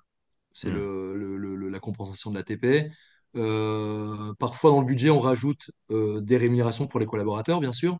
À Abidjan, ça va être le cas aussi. On a 15 000 dans le budget pour les collaborateurs et puis 30 000 à côté pour ma boîte. Donc, finalement, le cumul, si tu enlèves ton URSSAF et que tu dis, bah, finalement, ça fait 20 000 plus 20 000 plus 20 000, bah, j'ai 60 000 plus les 50 000 de grimpeur, ça commence à devenir correct. C'est cool, ouais. Bah, voilà, c'est cool. Donc voilà, mais c'est pas abusé du tout. Et puis il y a une autre démarche qui est extrêmement importante pour moi parce que je viens d'un milieu, j'ai des parents éduques au départ, donc je viens d'un milieu très social et mes parents étaient éducateurs auprès d'handicapés mentaux. Voilà, donc on se refait pas, hein. Hmm. L'idée, c'est que bah, cette année, moi, par exemple, avec ma boîte, j'ai fait venir trois Rwandais sur le tournoi de Quimper, hein. Ok, Mon collègue de Kigali, qui est, on va dire, le co-directeur du tournoi, qui est venu. Gisèle, qui bosse avec nous, qui a fait Players Desk à Quimper, mais qui finalement, après, a fait Players Desk à Kigali et qui va faire Players Desk à Abidjan. Juste sur une anecdote complètement débile, mais tellement drôle, je trouve, c'est que l'année dernière à Kigali, je suis allé accueillir le superviseur à l'aéroport et j'ai ouais. vu une grande gîte avec une raquette qui secouait sa raquette comme ça. C'était pour accueillir les joueurs à l'aéroport et je me suis dit, waouh, elle a trouvé le meilleur système pour être reconnue. Elle a une raquette, elle la secoue à l'aéroport. Et je me suis dit, cette fille, au-delà d'être drôle, elle a trouvé le petit truc qui fait la différence. Et puis l'ambassadeur de France m'a dit, je suis allé sur un tournoi il n'y a pas longtemps, c'était un tournoi futur. Il y a une fille, elle se souvenait de moi, elle m'a présenté à d'autres personnes et je me dis que celle-là, elle a peut-être un potentiel et donc bah, elle est venue à Quimper sur cette anecdote-là. Et un prof de tennis aussi que j'ai fait intervenir dans un club à côté, parce que je suis président d'un club à Concarneau, et Ouais. qui a été donné des cours, qui a aussi appris à corder encore mieux les raquettes sur le stand de Quimper et qui est venu à Brazzaville pour expliquer aux cordeurs comment s'améliorer au quotidien et donc qui leur a fait une formation express. Plutôt que de faire venir un Français, j'ai préféré faire venir un Rwandais à Brazzaville Bien joué. pour développer le truc. Donc l'idée, en fait, c'est que dans 3 4 5 ans, c'est de plus ou moins disparaître du dispositif Ok. et de me dire que mon collègue rwandais va reprendre la main sur le dossier, Ouais. va se faire son équipe au fur et à mesure, parce que cette année, on n'était que trois au lieu d'être cinq au Rwanda. Il y a bah, Gisèle, la locale, qui a pris quelqu'un sous son aile. Voilà, et ça se développe comme ça. Et l'idée, c'est d'enlever de la blancheur hein, au fur et à mesure, clairement. Hmm. Et puis peut-être au final de rester toujours intéressé, c'est-à-dire que c'est moi qui ai pris le risque, c'est moi qui ai développé. Alors peut-être que dans quelques années, bah, je toucherai peut-être, je sais pas, 10 000 euros parce que c'est la redevance un peu, parce que j'ai assumé ce développement. Et puis, je sais qu'on a été contacté par la Tanzanie. Il y a d'autres pays qui nous contactent pour développer. Là, pendant Abidjan, je pars à Lomé, au Togo, entre les deux tournois, pour aller rencontrer la fédération togolaise, Ouais. pour monter un tournoi là-bas. Parce que vraiment, l'idée, c'est un bloc ouest avec. On va changer Brazzaville l'année prochaine. Je pense qu'on va passer Brazzaville sur dur. D'accord. Ça commencera début avril. C'est de faire Brazzaville, Abidjan et Lomé au Togo à suivre. Ça ferait 4 semaines de rang, donc ça fait une tournée. Ouais. Et en Afrique de l'Est, eh ben, l'objectif à moyen terme, c'est de faire Kigali, Tanzanie, Kenya, Éthiopie ou Ouganda, par exemple, ou Burundi. L'idée, c'est de créer une tournée sur terre, une tournée sur dur, comme ça s'est fait, ça s'est développé en Amérique du Sud. Hmm. Parce que c'est quand même choquant que l'Afrique ne participe pas à cette dynamique mondiale. Alors, il n'y a que 1 million de participants, de pratiquants en Afrique. Donc, ça montre qu'il y a une capacité de développement énorme en tennis, hein, parce que c'est 1 million de pratiquants en France, hein. Quand on compare la taille Ouais. entre un Pas continent et un pays continent. comme la France. Voilà, mais en tout cas, c'est l'idée. Et moi, je trouve que, voilà, pour moi, pour ma vie, je trouve que ça m'apporte un rayonnement assez dingue. Et puis je vais pas faire de la fausse humilité là, parce que moi, je supporte pas ça dans le tennis. Je trouve que c'est trop présent. C'est que si à la fin on dit que j'ai été un des acteurs principaux du développement du tennis en Afrique, j'en serais extrêmement fier. Euh, Félicitations. C'est trop bien. ouais, ce serait une connerie de dire non, non, mais moi je recherche pas à être connu. Si je suis reconnu pour quelque chose de bien, franchement, Bien bah, je vais pas sûr. passer à côté, quoi. Enfin, c'est C'est clair. voilà quoi. Ouais. Est-ce que tu peux nous raconter, tu as dit tout à l'heure qu'il y avait eu peut-être des accrochages, des couacs ou quoi, une ou deux anecdotes sur, je sais pas, des prises de tête avec eux, des situations dures à gérer, ou au contraire, voilà, tu nous as parlé de Gisèle, c'est un bon exemple, mais des belles Mm. surprises. Est-ce que tu as fait de belles rencontres avec, je sais pas, des hommes d'affaires improbables qui se disent, tiens, je vais t'aider dans les années à venir. Est-ce que tu peux nous faire un résumé un peu de, voilà, ce que tu apprends sur toi, des embrouilles à gérer et peut-être des belles surprises que tu as eues dans ces 2 années d'exploitation et qui vont continuer, je te le souhaite, quoi. Ouais, des choses toutes fraîches hein, au Rwanda, par exemple, parce qu'on rigole on en rigole encore, c'est que cette année, je sais pas pourquoi, ça leur a pris, ils ont décidé de construire un mur d'entraînement sur sur un terre-plein avec une magnifique pelouse. Hein. Voilà, ils ont mis un mur en béton au milieu, là, une petite frontière comme ça. Et je me suis dit en regardant ça, bon, maintenant j'ai une option, c'est que je vais peut-être utiliser ça pour le tournoi et je vais mettre une tente de chaque côté. Une tente qui va servir de players lounge et de l'autre côté, il y aura le restaurant des joueurs. Ok? Et dans le prolongement de cette tente, sur ce terrain-là, il y avait un énorme arbre, mais vraiment très très imposant. Et je me suis dit, c'est génial parce que ça va être la terrasse extérieure des joueurs pour manger quand il fera beau, mais ça sera ombragé. Ouais. Donc voilà, on est parti sur ce projet-là. Et puis, genre 5 jours plus tard, un matin, j'arrive. Il y avait un mec à la hache, il est en train de détruire l'arbre parce que il y avait quelqu'un qui lui avait dit, bah, écoute, c'est un mur d'entraînement, bientôt on va mettre un sol béton, et en préparation, dézingue-moi cet arbre, quoi. Voilà. Donc, le thème de cette année, c'était d'intégrer une terrasse au milieu des arbres, respecter la nature. J'arrive au bout de 5 jours, il y a quelqu'un qui me le détruit. Donc, bon, Ah, aujourd'hui, on en rigole, mais bon, l'arbre, en tout cas, lui, c'est moins marré. Ça n'a pas été terrible comme truc. Pendant la finale, la remise des prix du double ouais. de la deuxième semaine cette année, on a mis un morceau d'un duo de DJ français là, qui s'appelle Synapson. C'est un morceau qu'on utilise, ça s'appelle Going Back to My Roots, un truc comme ça. Et on met ça, bah, le président de la Fédé, il s'est levé, et puis il a été changer le morceau pour la cérémonie. Et il a mis un morceau traditionnel rwandais. Donc, ouais, là, j'en rigole, mais je me suis engueulé avec lui, mais je lui ai dit en fait, c'était inacceptable. Il m'a répondu qu'il ne savait pas qu'il y avait un protocole pour la musique de la finale. Il me parle de protocole régulièrement comme ça. Et puis il vient souvent me voir. Sa phrase type, c'est Let me tell you something. C'est tout le temps ça. Il y a toujours plein de choses à me dire. Et Ok. puis il y a une tradition un peu, des habitudes rwandaises, c'est que ils se prennent par la main parfois. Donc mes collègues l'année dernière me filmaient et ont envoyé des messages sur Facebook en disant le mariage va être annoncé entre le président de la Fédé et Herzl parce que pendant 300 mètres, il me prenait la main et puis il me traînait pour me raconter des histoires. Et donc voilà, donc ça c'est pour le Rwanda. Et puis le choc absolu, c'est à Brazzaville. C'est Elle est que fabuleuse, à celle-là. Brazzaville, il nous arrivait, franchement, c'est la plus belle histoire qui existe, je crois. Euh, Brazzaville, j'avais un document officiel qui m'annonçait que tout était à la taille là-bas. Intérieur de cours, extérieur de cours, il y a des règles à respecter sur les normes ATP. C'est 6,40 derrière la ligne de fond de cours, hein. Ouais.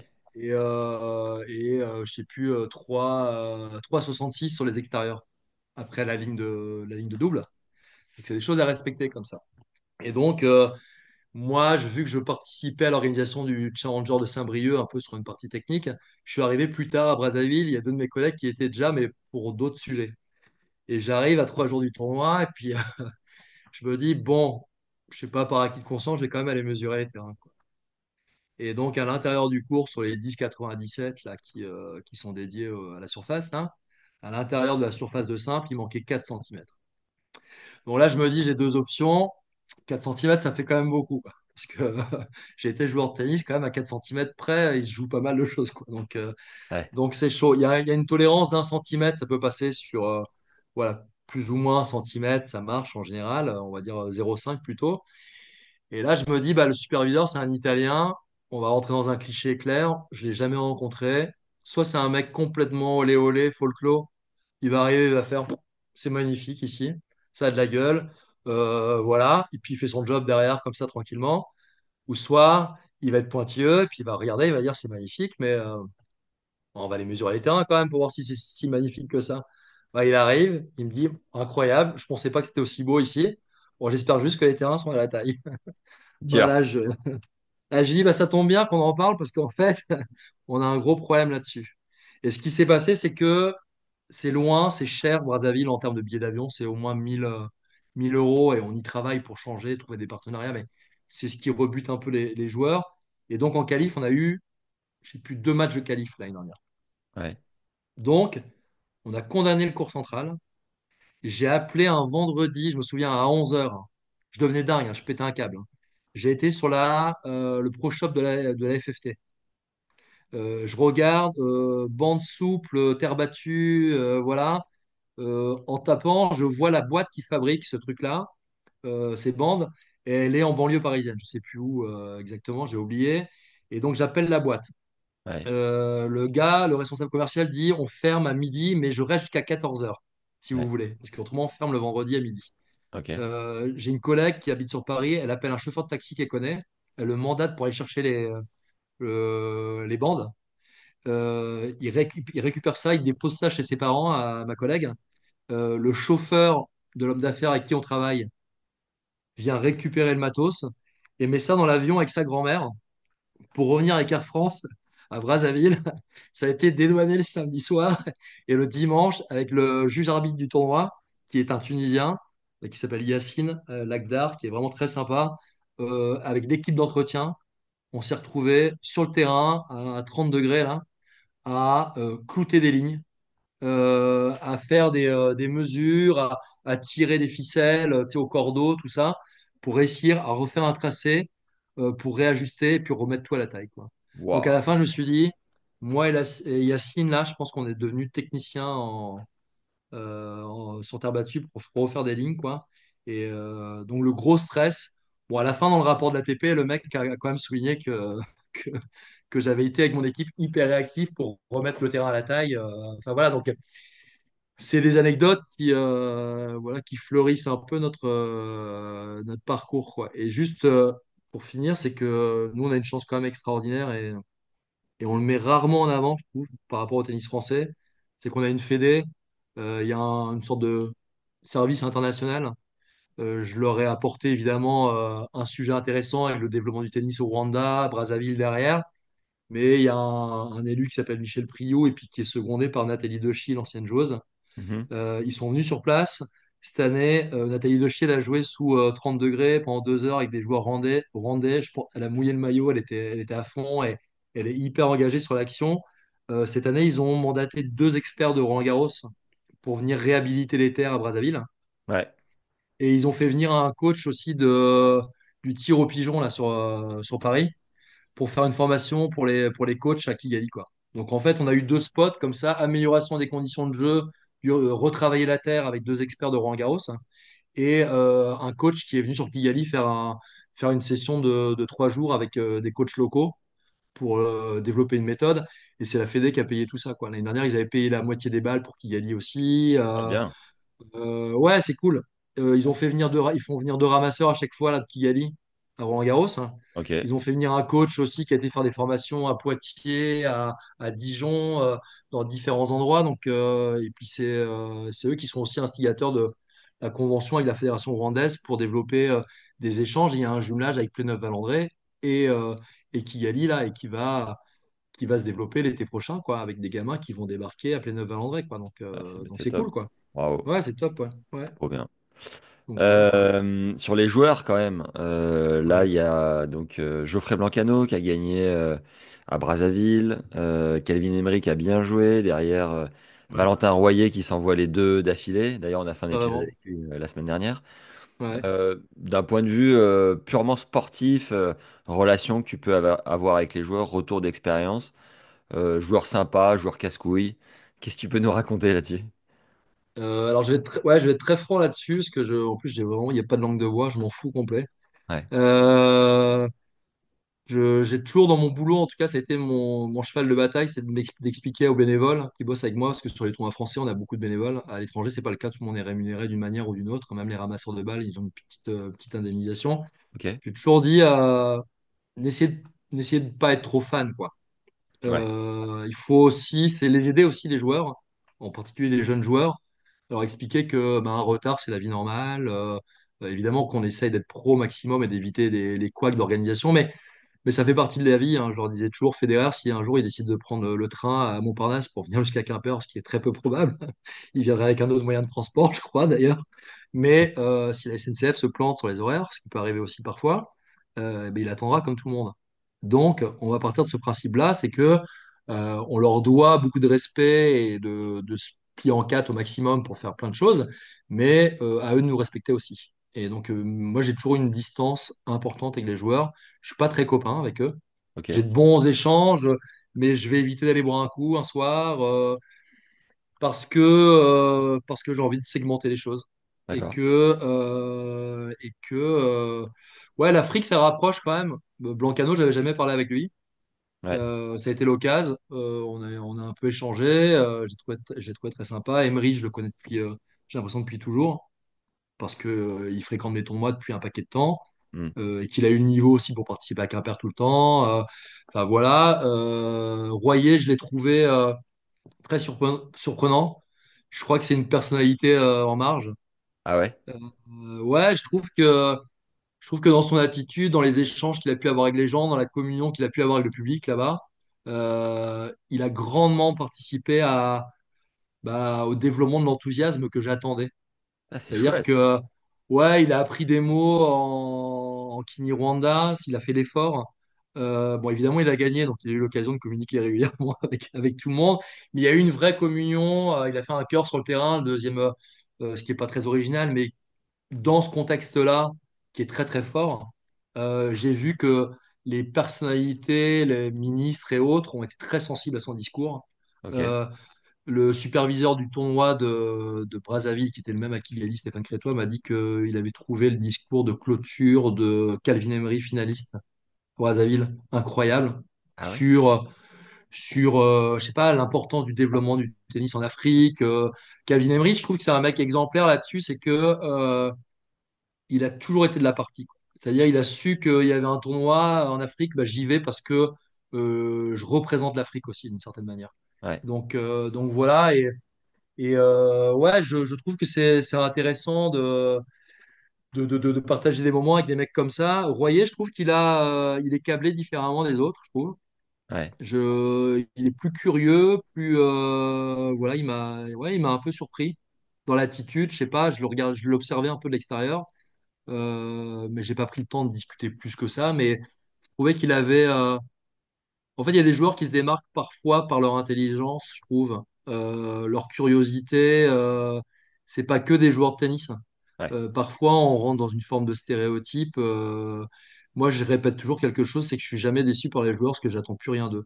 Ah oui. C'est-à-dire que ouais, j'ai des discussions quelquefois avec des joueurs. Je sais que avec des joueurs que je connais bien, avec Pierre Hugerbert ou d'autres avec qui j'ai déjà échangé, je leur dis vous n'allez pas me faire le topo à chaque fois. Ouais, je suis en pleine forme, je reviens bien, j'ai besoin d'une wildcard, ok. Puis finalement, le tournoi, il se termine prématurément parfois. Et puis bah là, vous dites, ouais, bah, j'ai besoin d'aller me soigner, je vais repartir demain. Alors que au départ, on m'avait plutôt promis, bon, je ferai ce que tu veux après le tournoi. Ouais. Bah non, non, parce que en fait, leur réalité, elle est tout autre. Ils ont leurs priorités, moi j'ai les miennes. Donc en fait, quand je leur donne une wildcard, j'attends rien en retour. Ok. Je préfère faire comme ça, et puis quelquefois il y a des bonnes surprises. Ouais. Il y a des joueurs avec qui, évidemment, j'ai des relations plus, euh, plus fines parce que, par exemple, Barrère, il a gagné 2 fois à Quimper. Ouais. Donc il y a une histoire. Voilà, ça n'a pas empêché son père de m'engueuler cette année parce qu'il y avait trop de bruit au restaurant pendant que son fils jouait quand il a perdu à Quimper. Mais c'est des joueurs qui ont marqué l'histoire des tournois. Marc Jiquel, j'ai eu une histoire particulière avec lui parce qu'il était joueur au début de Quimper et puis après on l'a choisi comme ambassadeur. Hmm. Donc il y avait une relation aussi particulière. Charles-Antoine Brézac aussi pareil. Romain Jouan qui a été joueur aussi sur le circuit à une époque, c'était le cas. Mais ouais, les joueurs, ouais, j'ai des mauvais souvenirs aussi, quoi. J'ai des joueurs je trouve, qui ont une image sur le circuit français qui donne une très très bonne image d'eux et qui finalement sont pas des gars si chouettes que ça Ah dans le ouais. fond, quoi. J'en ai connu un paquet, je vais pas en citer forcément, mais Non. il y a des joueurs, je trouve, que j'ai pas trouvé forcément super intéressants ou qui ont, qui se rendent pas compte parfois de ce qu'on fait pour eux aussi, quoi. Hmm. Parce que toute une dynamique comme ça, avec beaucoup de bénévolat, un tournoi comme Quimper qui est pas facile à monter, la période Covid est un énorme exemple de période heureuse parce que là, les joueurs, c'est la première fois que j'ai l'impression qu'ils venaient nous dire merci pour ce Hmm. qu'on faisait à l'époque. On a fait 2 tournois, nous, à Quimper, parce qu'on a remplacé Orléans qui était annulé. On a fait donc back-to-back Quimper 1, Quimper 2. Je me souviens de joueurs qui buvaient un verre de rouge au desk le soir de leur défaite en disant, bon, bah, de toute façon, il n'y a rien derrière.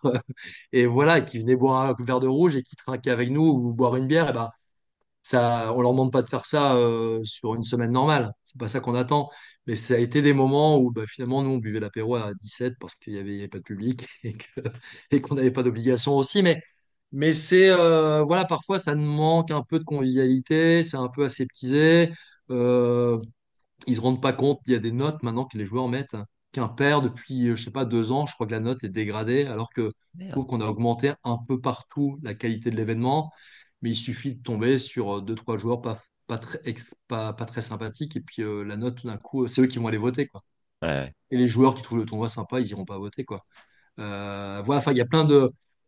C'est ouais, c'est un milieu. Moi, j'aime tellement ce sport que parfois je suis un peu déçu par.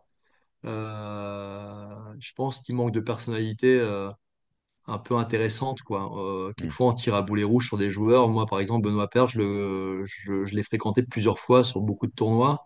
Ouais, J'ai connu une année avec lui qui était hors norme, c'est 2015, où il est 110e quand il vient faire Quimper. Et il finit 19e mondial. Il gagne Quimper, il gagne Mouilleron le captif. Il finit, il termine par Brest où il fait finale sur un match ridicule où il disparaît du match après avoir mené, je sais pas, 5-0 contre un joueur croate. Mais c'est un gars qui, je trouve, maîtrise très très mal sa communication. Mais à côté de ça, c'est un gars qui dira bonjour à toutes les personnes qui interviennent sur un tournoi, du gars qui va sortir les poubelles enfin voilà, au directeur du tournoi. Moi, j'ai jamais eu de contact avec lui hors tournoi. Quand il est revenu à Quimper il y a 2 ans, alors que ça faisait 6 ans que je l'avais pas vu, ouais, je l'ai vu dévier sa trajectoire parce qu'il m'a reconnu de loin. C'est ouais. un gars qui se souvient des gens, qui est très convivial, quoi. Donc voilà, qui jouit d'une mauvaise image à côté parce que enfant terrible du tennis et tout. Alors il y a une part de Hmm. vérité, mais c'est un gars qui a mal contrôlé, je trouve, sa communication parce que c'est un mec extrêmement gentil sur plein d'aspects. Moi, je vais te raconter une anecdote qui est juste très drôle parce que maintenant on peut en parler. C'est qu'à Mouillon-le-Captif en 2015, il rendait dingue le superviseur parce qu'il avait loué sa voiture et qu'il avait réservé son propre hébergement. À l'époque, il était en couple avec Scheim. Ouais, Et un jour, il débarque avant son premier match et il arrive avec deux gros sacs de chez Leclerc. Il était allé acheter, je crois, 15 bouteilles d'alcool différents pour garnir un bar caché qu'on avait dans l'infrastructure qui servait à la troisième mi-temps ou qui servait aussi à payer un coup de temps en temps aux techniciens parce qu'il nous rendait beaucoup de services. Donc ouais, voilà, ça c'est Benoît Paire. Il débarque comme ça avec tiens, bah, remplissez la pharmacie, il nous a dit. Voilà, c'était. Et puis j'aimerais boire un coup tout à l'heure après mon match et bah, il avait gagné le tournoi cette année-là. Et le soir, il venait en toute simplicité boire un coup avec Shai. Et voilà, c'est les bons côtés aussi des tournois, des bons échanges. Quand je te dis que je garde des distances, là, dans ce cas de figure-là, c'était plutôt parce que je savais qu'il allait respecter aussi le deal, quoi. ouais, Qu'il allait pas utiliser ça après. Et voilà, et je trouve que ça manque de personnalité un peu forte comme ça. Moi, je dis toujours que le tennis, moi, je l'adore. Il y a un mec qui m'a fait rêver en dehors de Federer et que je trouvais que c'était vraiment une rockstar et que ça dépassait le cadre du tennis. C'est Wawrinka, quoi. ouais. Wawrinka par rapport à ce qu'il dégageait en puissance et je sais pas le côté extrême de quand il bat Djokovic à Roland-Garros, je me dis ça c'est la plus grande pub qui existe pour le tennis, hein. Parce que c'était enfin je sais pas, je trouvais que c'était hors norme en termes de niveau, en termes d'explosivité. Ce mec, je trouve, montre que on peut être tout à fait humain et être un mutant aussi sur un terrain de tennis. Hmm. Parce qu'il y a eu des hauts, des bas. Quelquefois, il est un peu trop. Il a de l'embonpoint. Je sais qu'il aime bien les grands vins. Il doit faire des excès parfois. C'est un gars qui a eu plusieurs vies dans une carrière, j'ai l'impression, quoi. Tu C'est vois? Et clair. ça, je trouve que ça fait du bien et ça représente peut-être plus l'époque où il y avait Gerulaitis, McEnroe, et une période où on était peut-être un petit peu moins rigoureux sur, Un David sur le Nalbandian, tennis. c'était un peu ça aussi. Il faisait de la pêche à Ouais, la mouche en Patagonie l'hiver et ouais, il se fait appeler pour être remplaçant au Masters de fin d'année. Il saute ouais. dans un avion et il s'envoie le Masters, quoi. Fabuleux. Ouais, bah, Nalbandian, c'était un joueur exceptionnel. Il aurait mérité une plus grande carrière. Ouais. Enfin, je sais pas, Roland Garros, il y a des fois où il devait se taper Federer et puis il y a un petit changement. Tout le monde se Et souvient de ce coup de Federer, quoi, contre Nalbandian, où ça retourne le match, où il fait un coup comme ça sous le bras, un ouais, passing long ligne sur Nalbandian, alors que Nalbandian est en train de le bouffer au début du match, quoi. Donc, bon, voilà, mais je trouve que ça manque un peu de personnalité. Et puis nous aussi, on est dans un système aussi où il y a beaucoup, beaucoup de règles, en fait, quoi. Donc voilà, hein, c'est comme Et ça. il s'est passé quoi juste à Brazzaville où ce bon vieux pater de Mamata a dû jouer les qualifs, je crois, non? C'est pas ça? Ouais, ouais, Il, ouais, il man- ouais, ouais.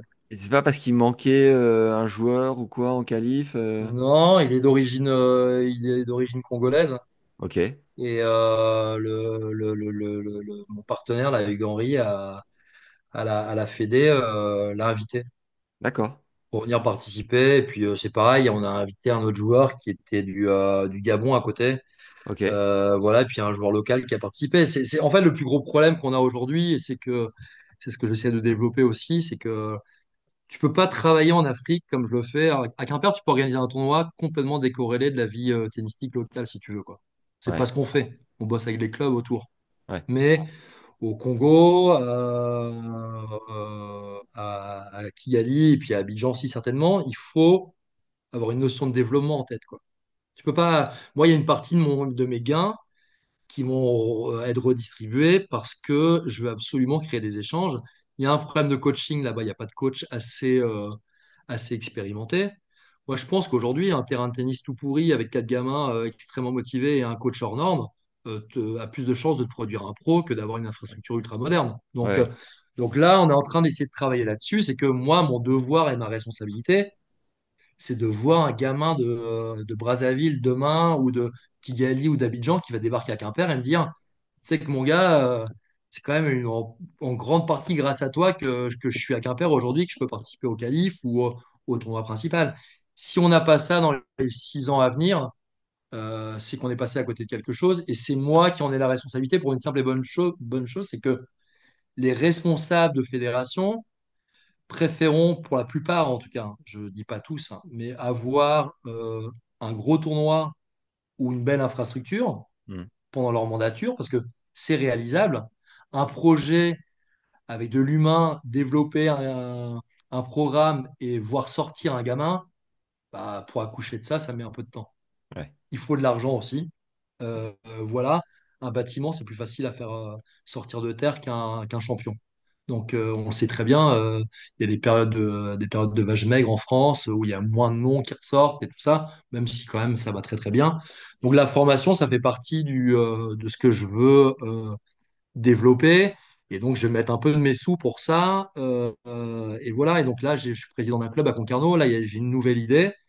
Je me dis que j'ai un pote là, qui est prof, qui est proche de la soixantaine.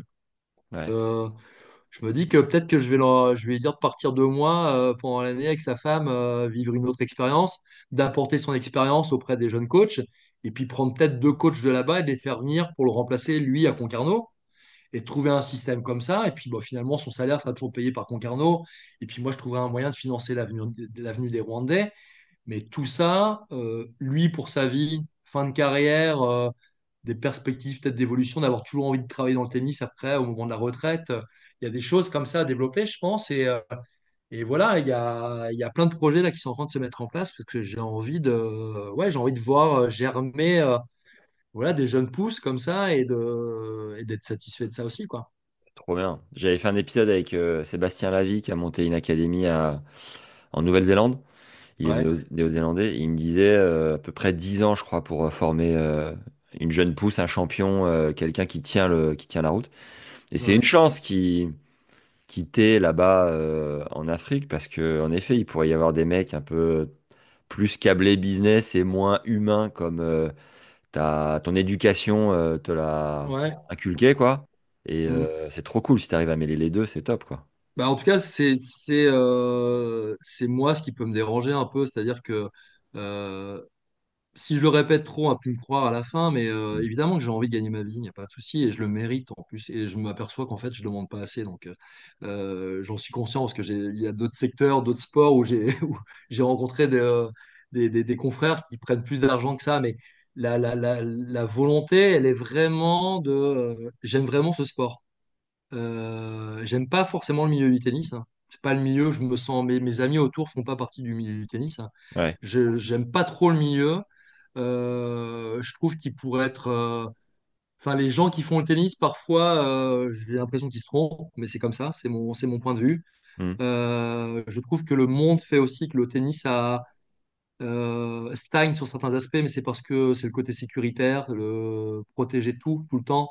Moi, j'ai des souvenirs. Pourquoi j'ai correctement joué au tennis? C'est parce que pendant tout un été, j'ai joué contre le mur ou avec des copains sur un terrain, pendant que mes parents étaient au cochon grillé du club, à boire des coups et à oublier qu'on était là en train de jouer, même à 23 heures le soir, parce qu'on a beaucoup joué et qu'on a beaucoup stagné dans les clubs.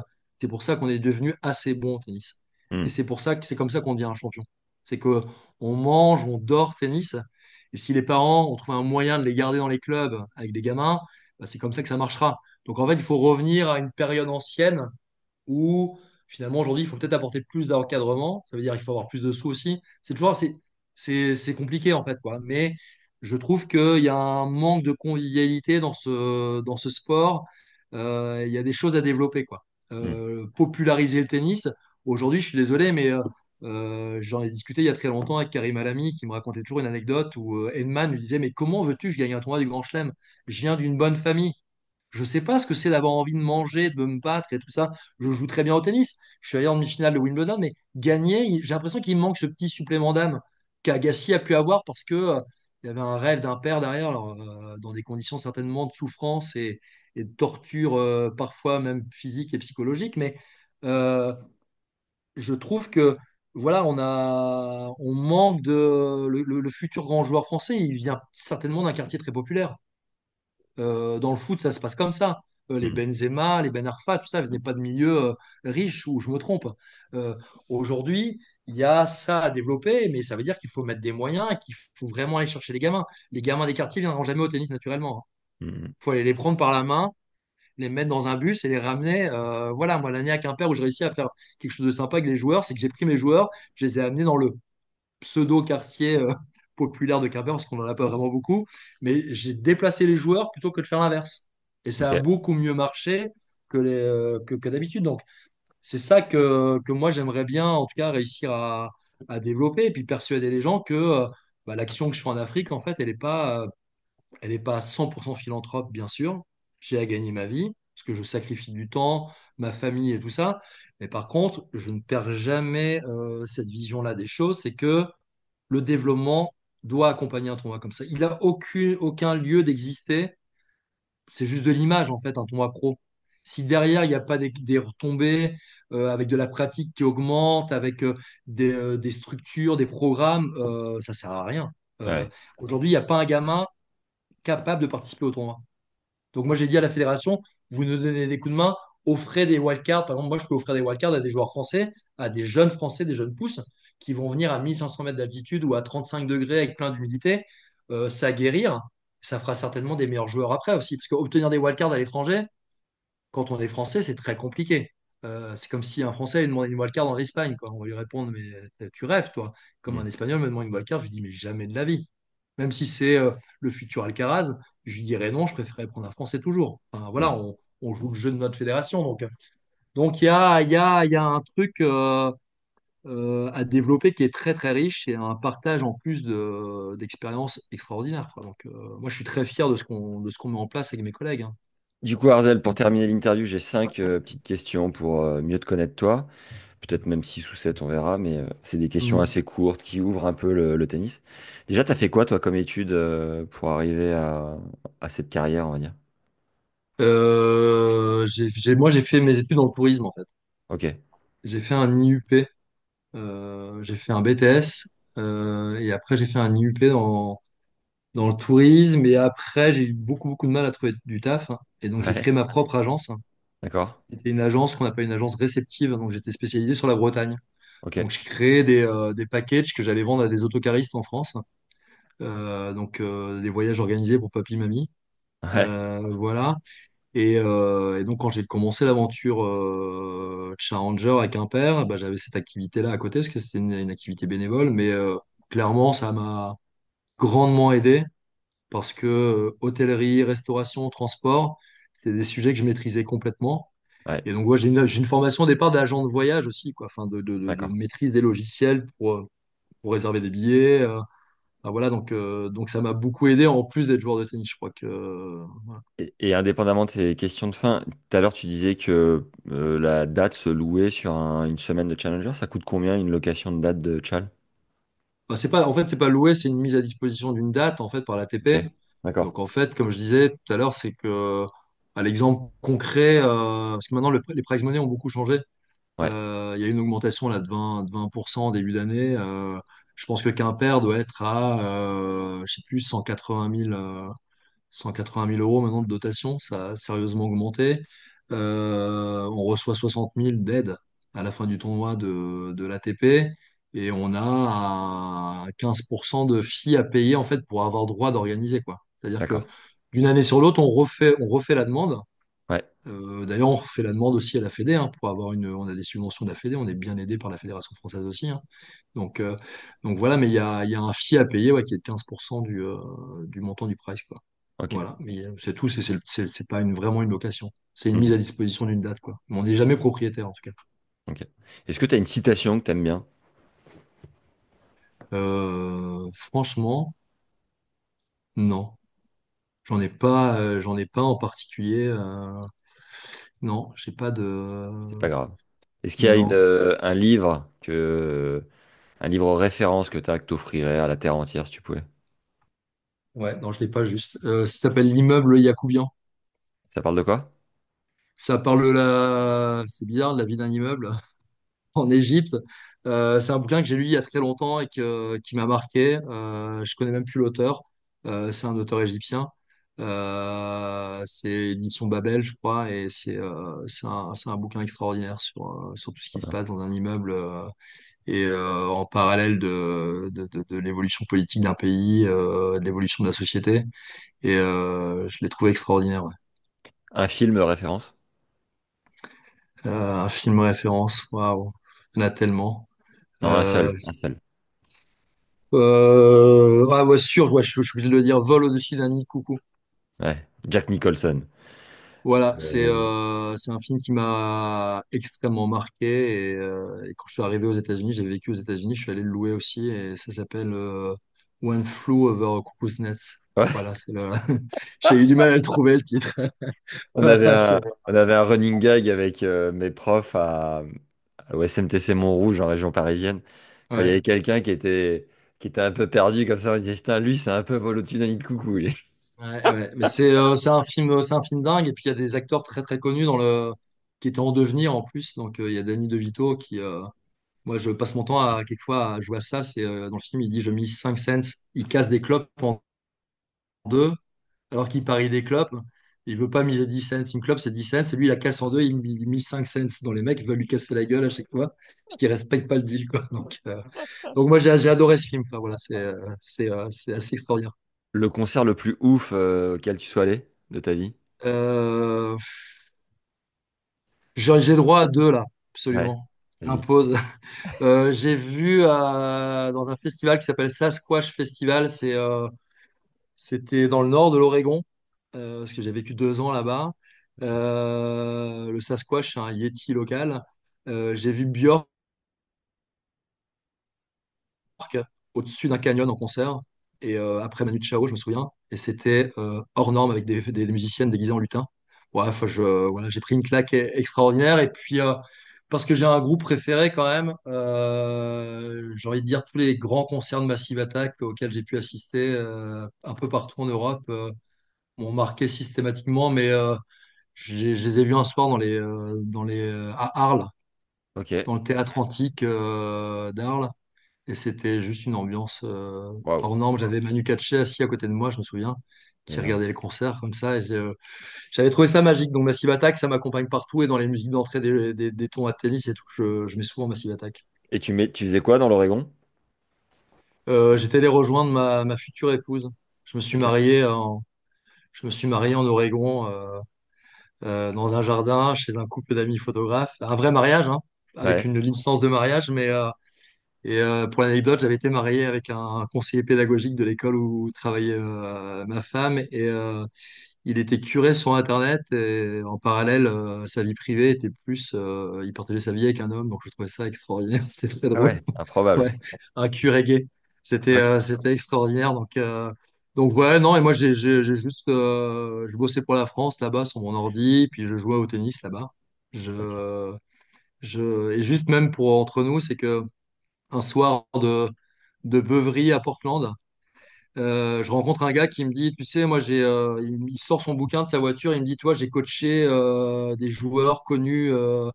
Il y avait comment il s'appelait, Ginepri, un truc comme ça, Roby. un joueur comme ça, voilà, qui a été un bon joueur et tout. Je l'ai coaché et je te promets que je vais organiser bientôt la finale de la Coupe Davis à Portland et tout. Et pour rentrer dans sa voiture en partant, parce qu'il avait une vieille BM toute cabossée, il est passé par la fenêtre parce qu'il n'arrivait plus à ouvrir la porte. Je me suis dit, le mec, quand même, est pas très crédible. Ça m'étonnerait qu'il le fasse, quoi. Et 3 mois après de rentrer, il y avait la finale États-Unis contre je sais plus qui, à Portland, organisée par lui. Donc c'était très drôle. L'habit fait pas le moine et le mec, il était dans un état déplorable, avec une voiture déplorable, et c'est quand même lui qui participe à l'organisation derrière. École ministre en Afrique, il tient la main sur 300 mètres. Tu t'acceptes volontiers, tu le vis bien, ça va? Ouais, en fait, c'est le président de la Fédé, mais maintenant j'ai un réflexe, c'est que j'ai souvent les mains derrière le dos. Ah oui? Ouais, non, non, c'est plus possible, quoi. Puis bon, notre relation, elle est quand même pas facile tout le temps. Ah ouais. Tu gardes une Ouais, distance. je gueule un peu et c'est pas du tout dans la nature rwandaise. Hmm. Ils osent pas le ton. Les gros mots, ils connaissent pas trop. Et puis nous, c'est plutôt fleuri, quoi, de ce côté-là, quoi. J'ai un Hmm. stock en magasin qui est assez conséquent. Et puis je parle de mieux en mieux anglais à force d'y passer du temps. Donc mon vocabulaire est plus fourni aussi. Et bon, de temps en temps, je pars un peu en cacahuète, quoi. Parce que c'est tendu l'organisation d'un tournoi, quoi. L'expérience la plus folle de ta vie en dehors de la naissance de tes enfants, évidemment, qui... Voilà. Mais je sais pas, un voyage à son en parachute, une rencontre de beuverie, que sais-je. L'expérience la plus folle, je sais pas, un accident de voiture. Ah ouais, dur. Ouais, je sais pas, je me souviens quand j'étais pion en Lozère à l'époque, j'étais étudiant en Lozère et j'habitais Montpellier. Et avec une collègue, je suis remonté pour aller bosser comme pion. Puis un matin, à l'entrée d'un tunnel, la voiture, elle a chassé parce qu'il y avait du verglas et qu'on a eu un réflexe extrêmement intelligent, c'est qu'on est sorti de la voiture et qu'il y a des voitures qui arrivaient à 100 km/h à gauche, à droite et qu'on est passé j'allais dire entre les gouttes, là c'était pas les gouttes, mais et que je me rends compte que la vie ne tient pas à grand-chose et que même si on se le répète tout le temps, parce que tu me demandais une citation, en fait, j'ai pas de citation, mais je me dis, j'essaie de me le répéter souvent. J'ai 4 gosses et j'adore mes enfants et je pense que je suis un père extrêmement aimant. Quand je lis hier dans la presse que l'actrice, par exemple, Émilie Duquesne, est décédée à 43 balais d'un cancer extrêmement rare et tout ça, je me dis, j'ai lu un truc d'Alexandra Lamy il n'y a pas longtemps, là, où il disait que faut arrêter de se plaindre de vieillir, tout ça, parce qu'il y a plein de gens qui auraient bien voulu vieillir, quoi. Hmm. Et je crois que c'est vrai, quoi. C'est-à-dire que on a alors, c'est extraordinaire. Moi, j'ai une vie, mais d'une richesse hors norme. Et je suis pas riche, mais je suis riche de plein de rencontres. Et puis j'ai des copains dingues qui s'en foutent de ce que je fais à côté, qui sont juste contents de venir boire des coups gratos sur l'Open de Quimper. C'est le seul moment où le tennis les intéresse. Et le reste, de temps en temps, si je commence à raconter un peu mes anecdotes et dire que j'ai fait ça, ça, ils me ramènent vite fait sur la réalité du terrain en disant, mais ça va, tu vas redescendre 2 secondes, mon gars, là, tu te la pètes ou voilà. Donc j'ai toujours des bons copains pour ça. Et voilà, quoi. Il y a quelqu'un qui m'a dit qu'il n'y a pas longtemps qu'un vrai organisateur de tournoi de tennis, c'était un vrai besogneux. Euh, Parce que c'est vrai. Le mec qui va dire que c'est facile d'être directeur de tournoi de tennis, il ment, quoi. Ou alors il a pas le même rôle tout à fait. Mais quand on organise des tournois comme ça en Afrique ou à Quimper et tout ça, c'est tous les jours une remise en question. C'est de mettre les mains dans le cambouis. Et moi, vraiment une chose qui est, je pense, sur laquelle on peut me respecter, c'est que j'ai toujours travaillé plus que les autres. J'ai pas Ouais. un collaborateur qui va dire, putain, lui, Un c'est une planqué. grosse feignasse, quoi. Non, non, non, c'est un planqué. Non, je pense que c'est ça qu'il faut faire, en tout cas, quand on travaille avec des bénévoles en particulier. C'est grâce à eux que j'ai ce boulot-là. Et il faut que je leur montre que je suis capable de retrousser mes manches, de porter des planches, de mettre de la moquette par terre, de planter un clou s'il faut. Je pense qu'il faut garder ça tout le temps à l'esprit, quoi. Il faut pas s'embourgeoiser là-dedans. Trop Voilà. bien. Et dernière question, est-ce qu'il y aurait une personne, bon, tu disais que tu n'avais pas forcément tes meilleurs potes dans le tennis ou quoi, mais quelqu'un à aller chercher au micro de ce podcast, tu te dis, ah ouais, lui, il faut le faire parler, c'est du pain béni. Pff, ouais, j'en connais un paquet, mais euh, des mecs qui je filerais le micro parce que je pense qu'on s'ennuie jamais. Ouais. J'ai un vieux copain de fac qui est président d'un club à Chartres. Ouais. On a essayé de monter un tournoi ensemble. Voilà, il s'appelle Bastien Roth, je le cite. C'est un gars qui bosse dans des, je sais pas, dans des solutions de refroidissement pour parfois centrales nucléaires, tout ça. Enfin, j'ai fait une fac de sport avec lui dans le sud. Il a Ouais. été 15 ou 5-6 au tennis. Il bosse. Ouais, je pense qu'il pourrait vendre n'importe quoi à n'importe qui. Euh, c'est un mec extrêmement drôle. Voilà, je crois que c'est ces gens-là qui me font du bien dans la vie et je suis content d'être leur copain, quoi. Mais il aurait de bonnes Euh, anecdotes pour le podcast ou il nous parlerait de quoi? je pense que non, ouais, c'est un mec qui a une vie fleurie, quoi, qui a une vie riche, quoi. Et ça, ouais, ça, je trouve que ça contribue à rendre ce sport mais plus que sympathique quoi parce qu'il y a vraiment il y a des personnages qui sont mon pote là je crois qu'il est je sais pas il doit gagner 6 000 balles par mois 7 000 balles il est blindé mais il a toujours je sais pas il vient d'un quartier certainement populaire de Chartres au départ c'est un mec qui a réussi financièrement mais qui a jamais perdu le contact avec la base, quoi. Ouais. Et, euh, et c'est ces mecs-là, moi, qui me font délirer. Moi, j'ai vu dans des podcasts à toi des gens qui ont des parcours un peu atypiques. Toi, il y a Arthur Weber qui a joué pour mon club à Concarneau, que Ah j'ai ouais? recruté à une période, qui a eu un parcours un peu surprenant pendant au moins une année, en tout cas particulière. Ouais, je fréquente des gens. Ouais, et je pense il faut retourner dans les clubs quelquefois, quoi. Aller voir des personnalités qui ont marqué. Je crois que tu as été joueur à peu près au même niveau que moi, non? Pareil, même classement. Voilà. Et ben, je sais pas, tu dois te souvenir de gamins, de mecs que tu as regardé jouer quand tu étais petit en disant, mais pour moi, ce type-là, c'est un dieu vivant. Et le jour où tu arrives au niveau du mec, tu te dis, en fait, il était extrêmement nul, quoi. Enfin, tu vois? Et moi, je regardais des mecs, je me disais, putain, il plaît aux nanas, il joue extrêmement bien au tennis. En fait, le mec était 15 ans, quoi. Tu vois?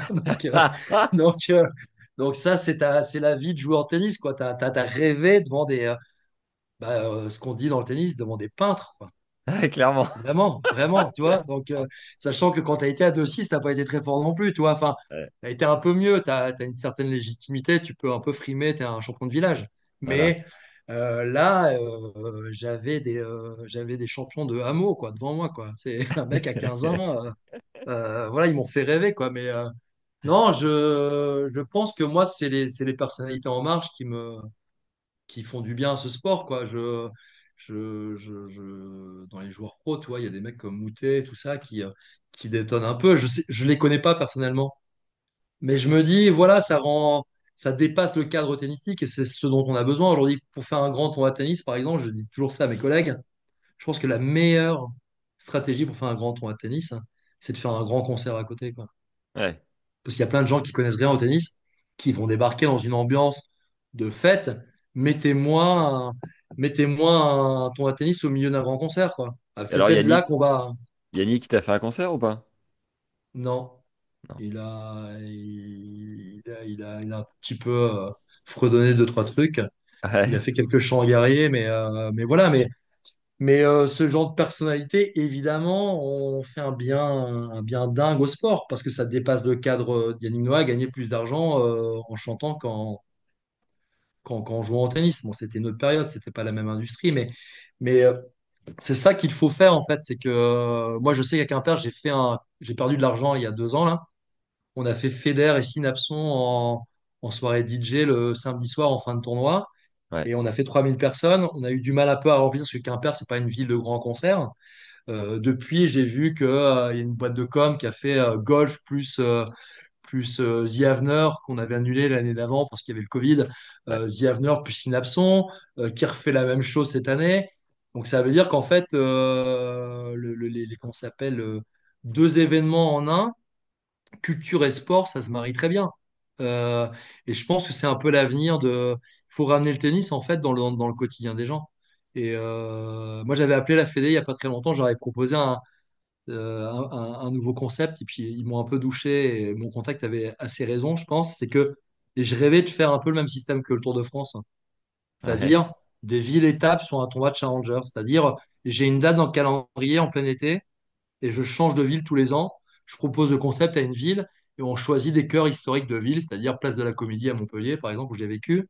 Tu poses un terrain là, et puis la place au-dessus, tu poses un autre terrain, puis après tu vas mettre un cours d'entraînement ailleurs, et les gens, je sais pas, ils traînent leur petit caddie le matin là, pour aller au hall, et ben ils vont passer devant un terrain de tennis où il y a un match, et ils vont s'arrêter, vont regarder un bout de match, et c'est peut-être ça qui peut faire venir des gens au tennis qui n'avaient pas prévu de venir, quoi, parce qu'il y a une ouais, concurrence, il y a plein de sports aujourd'hui qu'on peut pratiquer.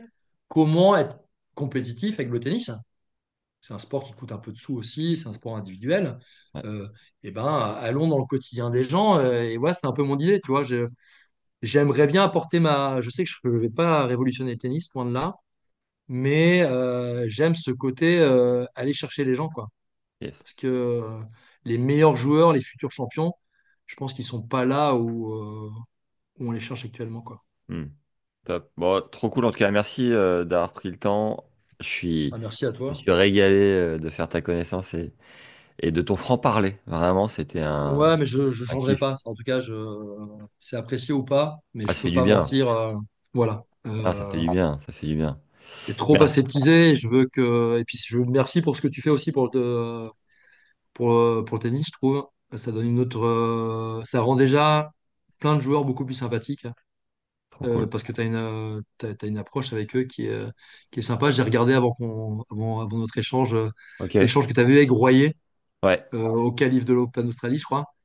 Ça Ouais, doit être ça. on a fait qualif de l'Open Australie et la semaine dernière, retour d'expérience au Rwanda. Ouais, mais en tout cas, moi j'ai vu l'Open d'Australie et je me suis dit c'est cool parce que je le connaissais pas avant et je me suis dit là il te raconte l'anecdote où il tombe sur Nadal, Ouais, le mec avec la serviette qui tombe dessus et je me suis dit voilà ce gars apporte un petit peu de fraîcheur aussi, c'est important et toi tu y participes grandement et c'est top. Donc cool. merci pour ça aussi quoi. Bon, génial. À très bientôt, Arzel. À la prochaine. Ouais, à bientôt, ça marche. Allez, ciao, Ciao ciao. ciao. Salut ciao ciao.